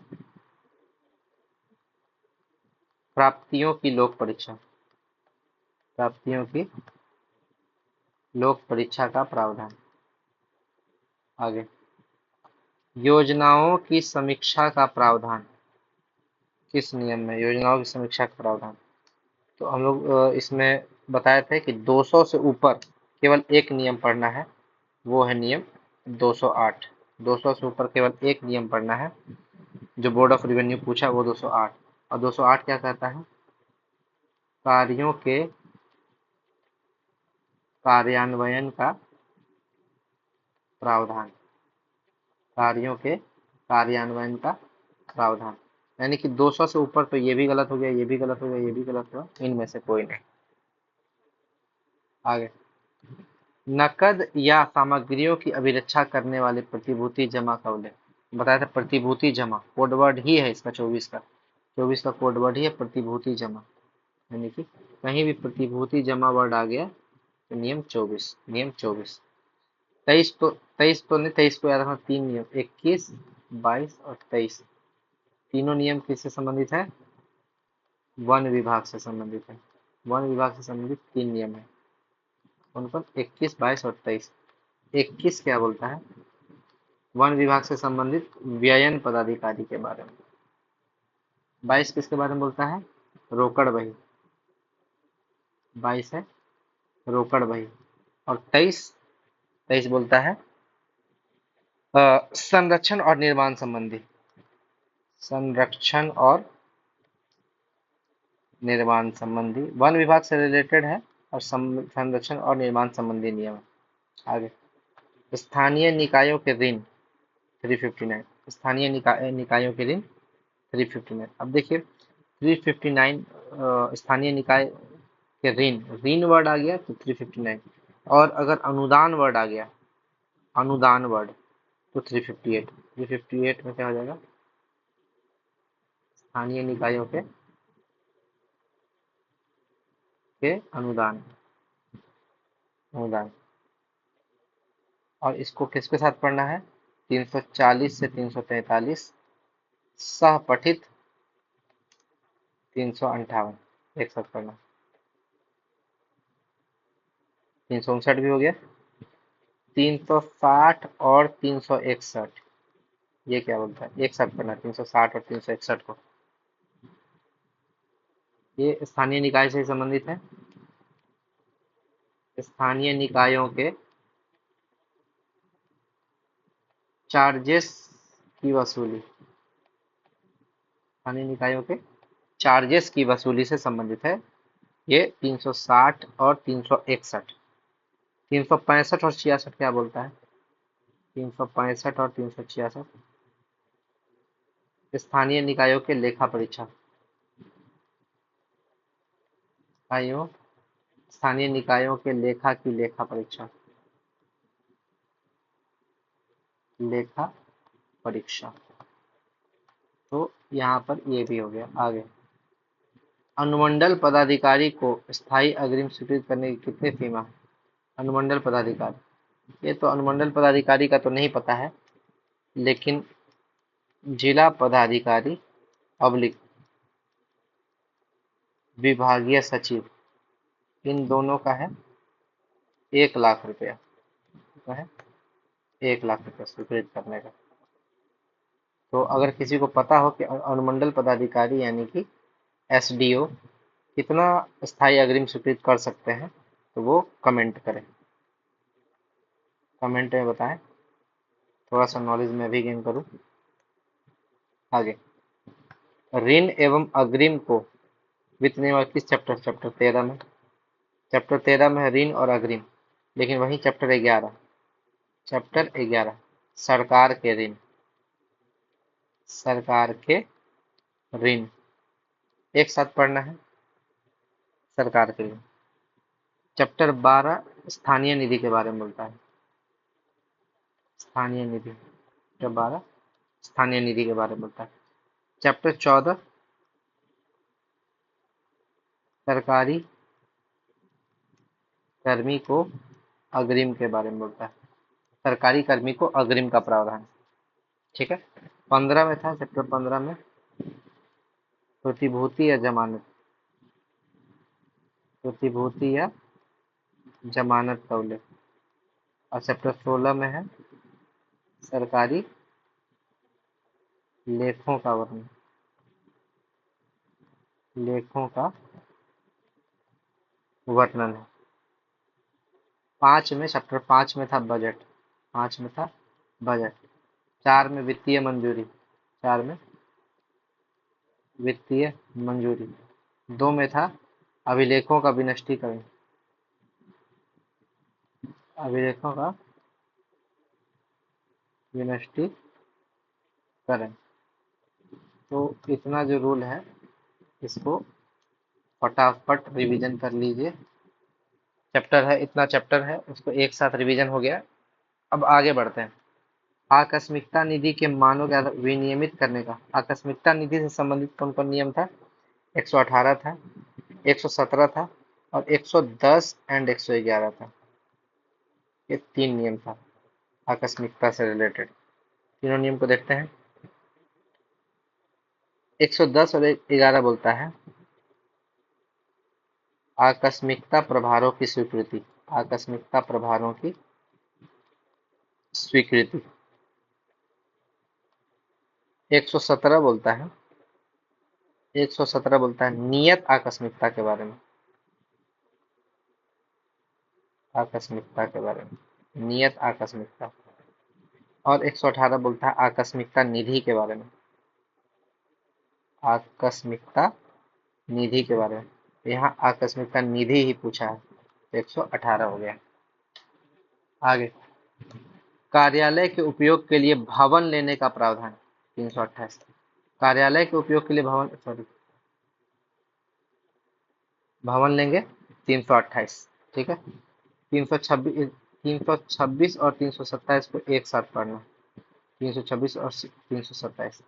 ये क्या बोलता है, सरकारी भवनों के क्रय विक्रय का प्रावधान, सरकारी भवनों के क्रय और विक्रय का प्रावधान। और 331 सरकारी कर्मियों को आवास का प्रावधान,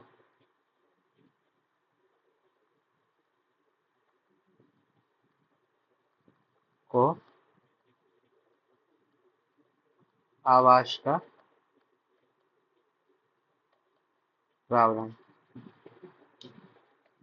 तो ये 3 रूल है भवन और आवास से संबंधित, 326, 27, 328 और 331। यही तीनों से ज्यादा क्वेश्चन पूछता है। आगे, भविष्य निधि का प्रावधान 350, 351। भविष्य निधि का 350, 351, 350, 351 भविष्य निधि। 348, 349, 348, 349 तो नहीं पढ़ना है। 356, 357 ये भी नहीं पढ़ना है। 356, 357 भी नहीं पढ़ना है। आगे, व्यय के नियंत्रण को 10 और 11, व्यय का नियंत्रण 10 और 11, व्यय का नियंत्रण 10 और 11। 9 तो नहीं पढ़ना है, नियम 8 पढ़ना। 8 क्या है, लोक निधि से व्यय, लोक निधि से व्यय।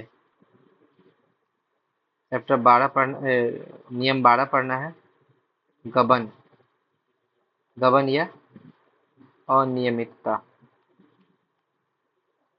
के रोकथाम का प्रावधान।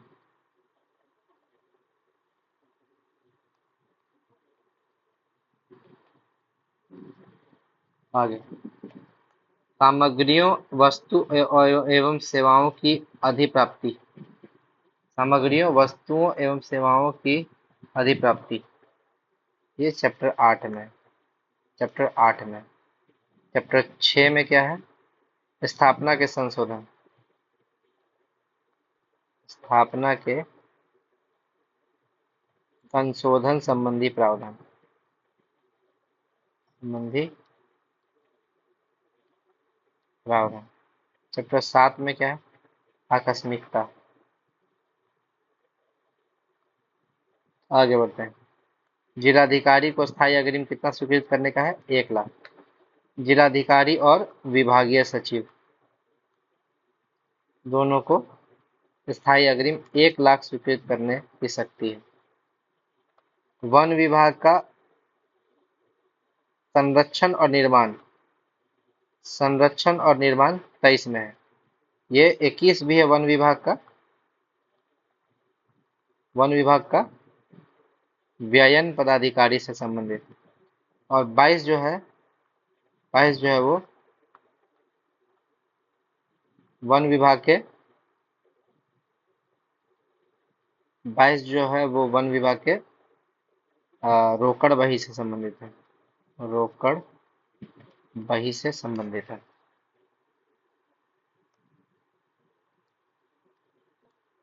आगे, लेखा परीक्षा द्वारा अस्वीकृत रकम की छूट और बाद भी सरकारी कर्मी को दी गई अधिक भुगतान राशि के अपलेखन करने का प्रावधान। 65 से 66। 65 से 66। 65 से 66 का कोड वर्ड ही है कि लेखा परीक्षा द्वारा अस्वीकृत रकम की छूट। लेखा परीक्षा द्वारा अस्वीकृत रकम की छूट, ये कोड वर्ड। 65 से 66। 63-64 बोलता है हानियों के अपलेखन। अपलेखन, यहाँ पर भी अपलेखन है, लेकिन लेखा परीक्षा द्वारा अस्वीकृत रकम की छूट और बाद भी सरकारी कर्मी को दी गई अधिक भुगतान की राशि का अपलेखन करने का प्रावधान। ठीक। 62 में है भूमि की स्वीकृत कर का असाइनमेंट। स्वीकृत कर का असाइनमेंट। असाइनमेंट। 67 नियत आकस्मिकताओं पर। तो आकस्मिकता से रिलेटेड 3 नियम है। नियत आकस्मिकता 117 में है। नियत आकस्मिकता 117 में है। आकस्मिकता निधि। आकस्मिकता निधि 118 में है। और एक नियम है 110 एंड 111। ये है आकस्मिकता प्रभारों की स्वीकृति। आकस्मिकता प्रभारों की स्वीकृति।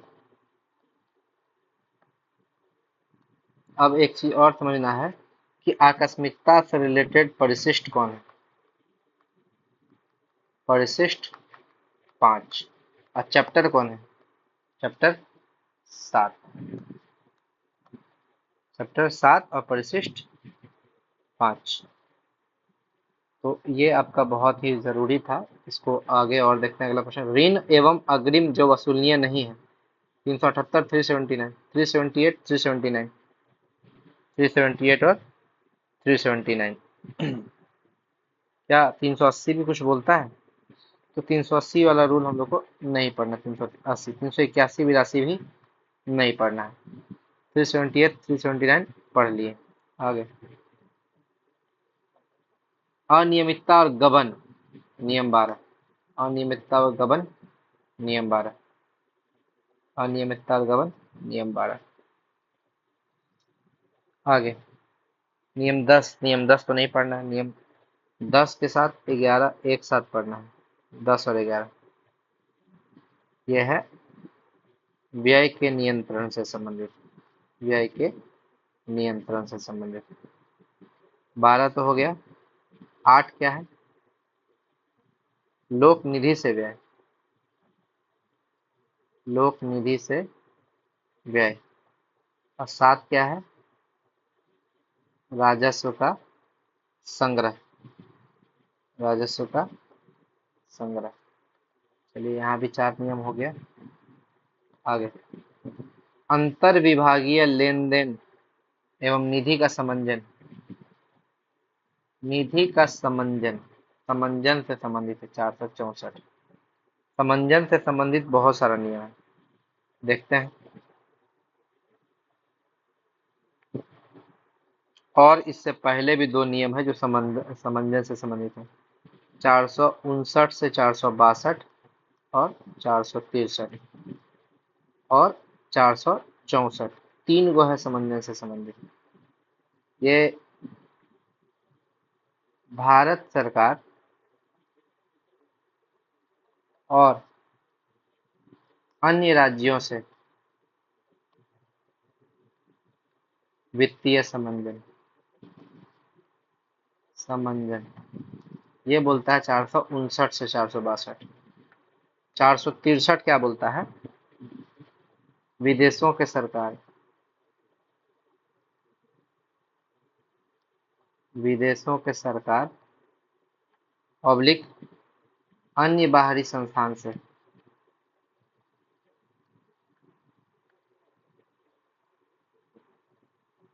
वित्तीय समंजन, वित्तीय समंजन। और 464 तो यही क्वेश्चन है, अंतर विभागीय लेन देन और निधि का समंजन। अंतर विभागीय लेन देन और निधि का समंजन। अंतर विभागीय लेन देन और निधि का समंजन। आगे, अधीनस्थ प्राधिकारों को आकस्मिकता प्रभारों की स्वीकृति का प्रावधान। 110 111। आकस्मिकता प्रभारों की स्वीकृति एक कोडवर्ड है 110 और 111। और कौन है आकस्मिकता से रिलेटेड? 117 और 118। 117 और 118। 117 क्या बोलता है? नियत आकस्मिकता के बारे में, नियत आकस्मिकता के बारे में। और 118 क्या बोलता है? आकस्मिकता निधि, आकस्मिकता निधि के बारे में। हमको लगता है कि याद हो रहा होगा, धीरे धीरे बहुत रिपीट हो गया है। आगे, कुछ वाणिज्य विभागों के पेंशन से संबंधी प्रभारों के समंजन हेतु। पेंशन का समंजन, पेंशन का समंजन 465 66, 465 66, 465 66। पेंशन का समंजन, ठीक है। 463, 464 और एक और 463 जो है वो है विदेश का सरकार या अन्य बाहरी सरकार से, बाहरी संस्थान से वित्तीय समंजन, वित्तीय समंजन, ठीक। उसके बाद 64 बोलता है अंतर विभागीय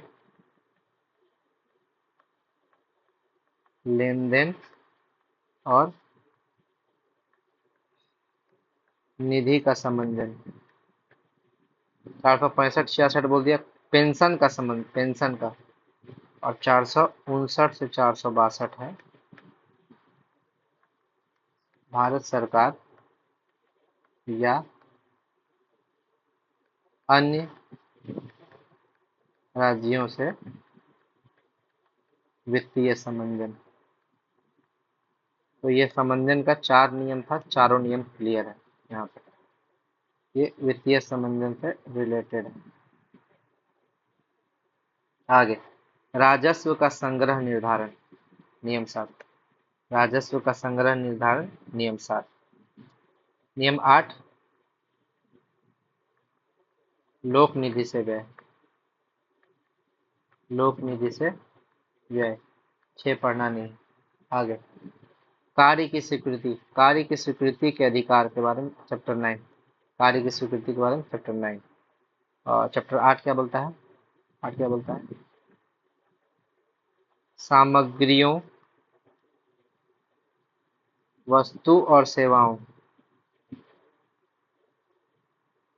की अधिप्राप्ति के लिए।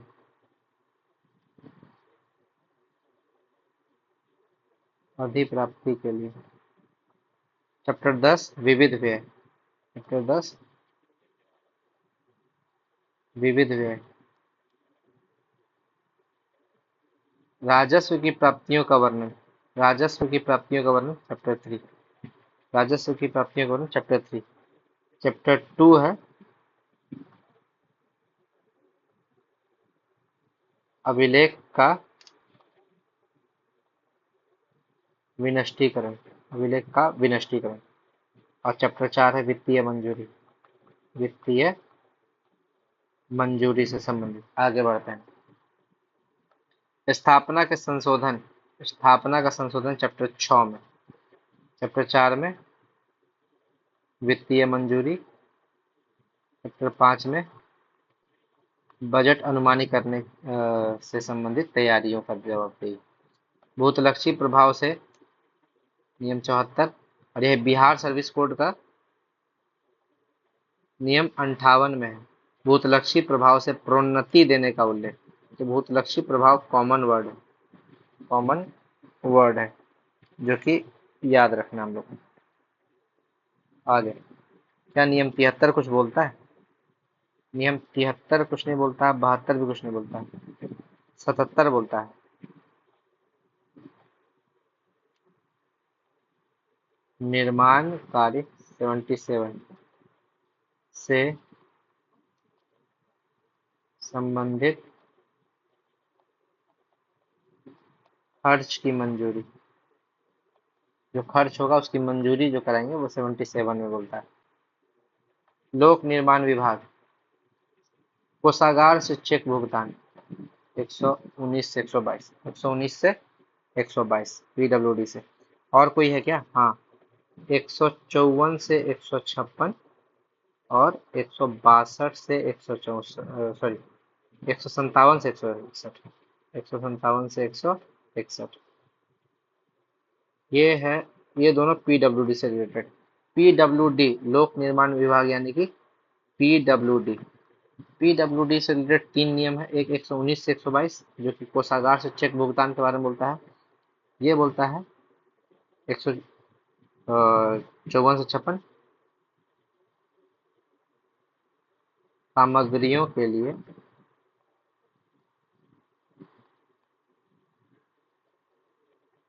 विशेष नियम। और ये बोलता है सामग्रियों के अधिग्रहण के संबंध में। के संबंध में। सामग्रियों के अधिग्रहण के संबंध में। ठीक, आगे बढ़ते हैं। ठेकेदार का तो 6 परिशिष्ट 6। 6 है ठेकेदार से संबंधित। 7 पढ़ना नहीं है, 8 पढ़ना नहीं है। 9 है नापी। 9 है नापी। 10 है राज्यपाल। 11 है आवास की मरम्मती। आवास की मरम्मती। 12 है जमीन और भवनों का सेंटर और स्टेट के बीच स्थानांतरण। ये हो गए 9, 10, 11, 12। और भी देख लेते हैं। परिशिष्ट 2 में है क्षति के नियमितीकरण। नियमितीकरण 2 हो गया। 3 में है स्टॉक। 3 में है स्टॉक। 5 में है आकस्मिक प्रभाव। 6 में ठेकेदार। 4। 3 में स्टॉक, 5 में आकस्मिक प्रभाव और 4 में है स्थापना की वार्षिक विवरणी। स्थापना की वार्षिक विवरणी। चलिए आगे बढ़ते हैं। क्वेश्चन 80। स्थानीय निकायों के लेखों का लेखा परीक्षण 365 और 366। 365 और 306 स्थानीय निकायों का लेखा परीक्षा। स्थानीय निकाय से संबंधित बहुत सारा नियम है। 363 भी है, 364 भी है, देख लेते हैं। 360 और 61, 359, 358 पहले देखते हैं, और 359। 358 बोलता है स्थानीय निकायों का अनुदान, अनुदान। 359 बोलेगा स्थानीय निकायों का ऋण, स्थानीय निकायों का ऋण, ऋण हो जाएगा, ठीक है। 360 61, 360 61 और 365 366, ये दोनों क्या है, एक जैसा है।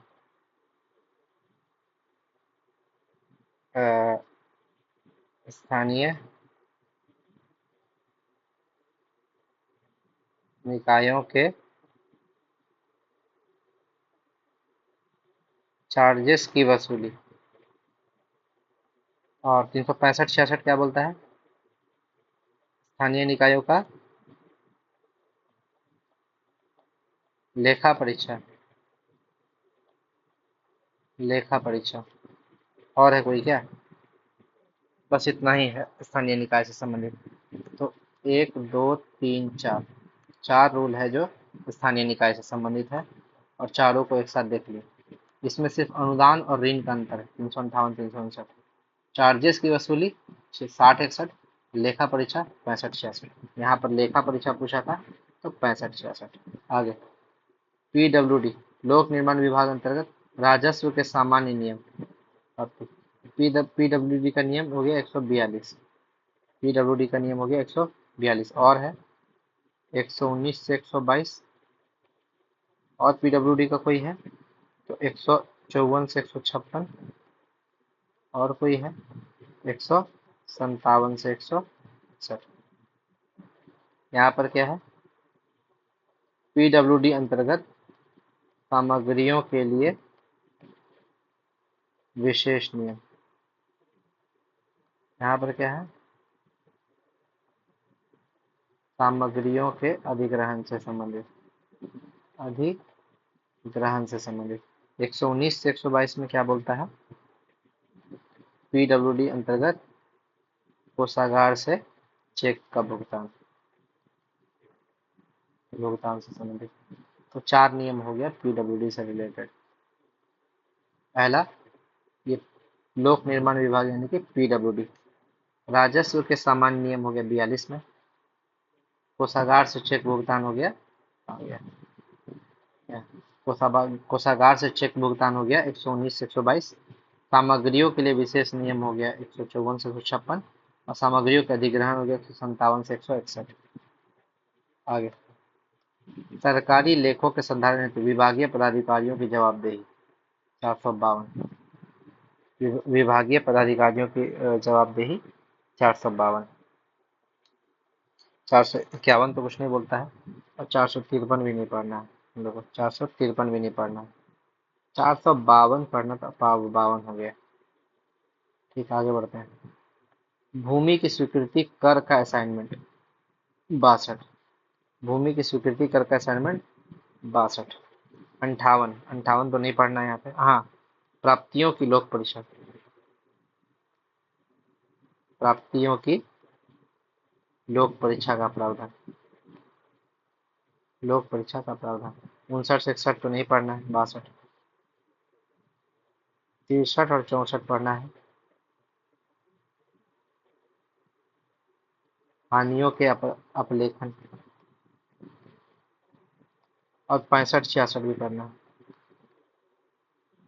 लोक परीक्षा द्वारा अस्वीकृत रकम की छूट, लोक परीक्षा द्वारा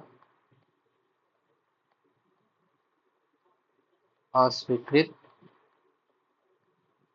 रकम की छूट। आगे बढ़ते हैं।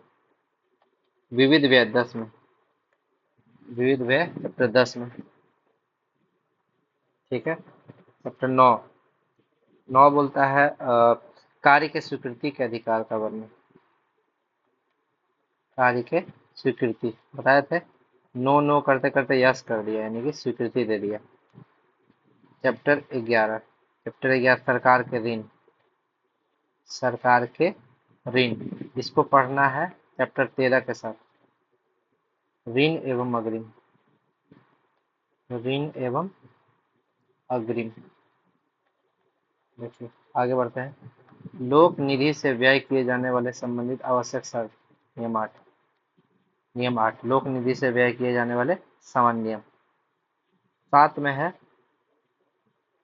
राजस्व का संग्रह, ठीक है, 6 नहीं पढ़ना है। आगे क्षति के नियमितीकरण, परिशिष्ट 2, क्षति के नियमितीकरण परिशिष्ट 2। परिशिष्ट 3 में है स्टॉक, 1 हम लोग को नहीं पढ़ना है। आगे बजट अनुमानी की तैयारी, बजट पढ़े थे चैप्टर 5 में, बजट पढ़े थे चैप्टर 5 में। चैप्टर 3, चैप्टर 3 में है राजस्व और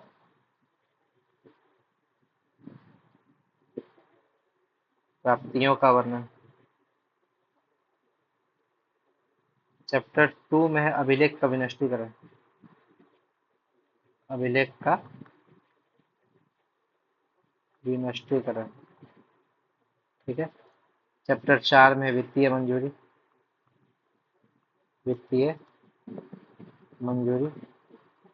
5 में है बजट, ठीक है। 6 में स्थापना संशोधन संबंधी, है ना, स्थापना के संशोधन संबंधी प्रावधान, ठीक है। 9 में है कार्य की स्वीकृति। 10 में है विविध व्यय, व्यय, ठीक है। 7 में आकस्मिकता का वर्णन, आकस्मिकता संबंधित है। 12 में स्थानीय निधि, स्थानीय निधि, ठीक है। 14 में अग्रिम के बारे में, अग्रिम के बारे में। 15 में प्रतिभूति या जमानत है, प्रतिभूति या जमानत है। और 16 में सरकारी लेखों का वर्णन,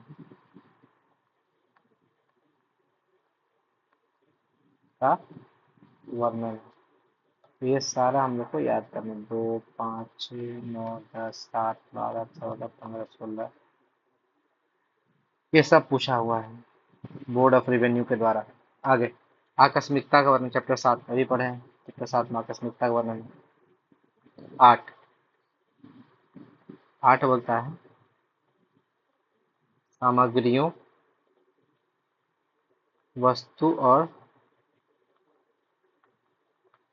सेवाओं की अधिप्राप्ति, इसके बारे में बोलता है। 9 में कार्य की स्वीकृति, कार्य की स्वीकृति।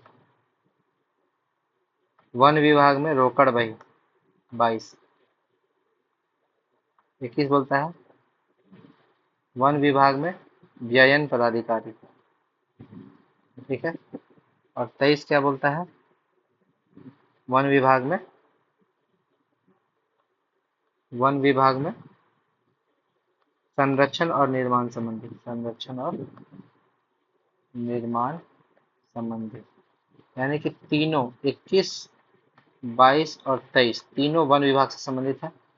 अगर वन विभाग में रोकड़ बही का बात किया तो 21, व्ययन पदाधिकारी का बात किया तो सॉरी रोकड़ बही का बात किया तो 22, रोकड़ बही 22, रोकड़ बही, ठीक है। और अगर वही अगर संरक्षण और निर्माण संबंधी बात किया तो 23। आगे स्टॉक, स्टॉक के बारे में 162 से 64, 162 से 64। और यही अगर हम लोग क्या बोलते हैं परिशिष्ट का बात करें, परिशिष्ट 3, परिशिष्ट 3, परिशिष्ट 3। स्थानीय निकाय से चार्जेस की वसूली 360 और 61, 360 और 61। स्थानीय निकाय से चार्जेस की वसूली 360 और 61। और क्या बोलते हैं 359 और 358 भी है। 358 पे देख लेते हैं। 358 स्थानीय निकाय का अनुदान, स्थानीय निकाय के अनुदान, अनुदान और ये स्थानीय निकाय के ऋण, स्थानीय निकाय के ऋण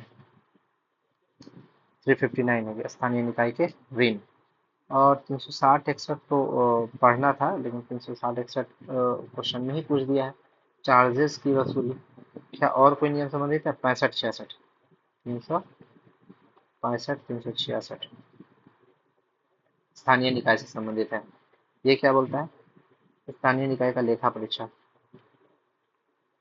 स्थानीय निकाय का लेखा परीक्षा, लेखा परीक्षा। चलिए आगे बढ़ते हैं। अगला प्रश्न, जो व्यक्ति सरकारी सेवा में नहीं है उनके बकायों का भुगतान 444, जो व्यक्ति सरकारी सेवा में नहीं है उनके बकायों का भुगतान 444। 445 क्या बोलता है? प्रपत्रों के आपूर्ति का उल्लेख। और 442, 442, 442 क्या बोलता है? सरकारी संपत्ति की बीमा, सरकारी संपत्ति की बीमा का प्रावधान। देखिए फिर से 3 नियम पढ़ लिए हमने। आगे 45 क्या बोलता है?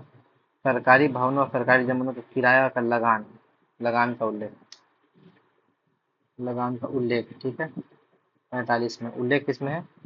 45 में। और भाई अगर वसूली बोल दे तो 46 से 51,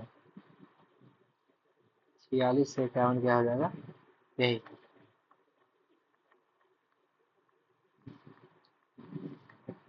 भवनों एवं सरकारी जमीनों का किराया एवं कर की वसूली। लोक लेखा निधि से निकासी का प्रावधान, नियम 6, नियम 6। आगे वित्तीय समंजन के लिए विदेश का सरकार से 463। और अगर भारत सरकार से बोला जाए वित्तीय समंजन 459 से 62, 462। गवर्नमेंट ऑफ इंडिया से या अदर स्टेट से, अदर स्टेट से वित्तीय समंजन, वित्तीय समंजन। और अगर बोले 464 निधि का समंजन,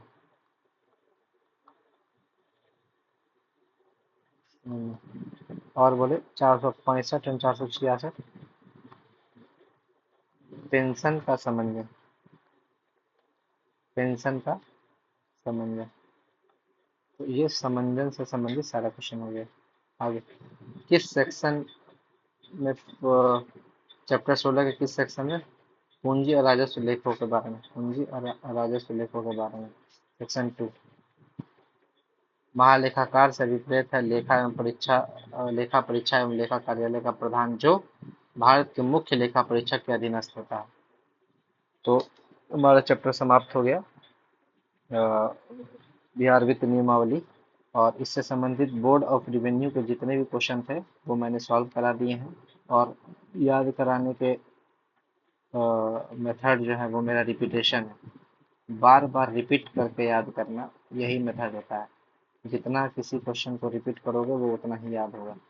तो अगर आपको मेरा वीडियो पसंद आया मेरे चैनल को लाइक शेयर और सब्सक्राइब कीजिएगा, और इसे शेयर जरूर कर दीजिएगा ताकि लोग ज़्यादा से ज़्यादा लोग हमारे इस वीडियो को देखें और डिपार्टमेंटल एग्जाम में पास करें। धन्यवाद।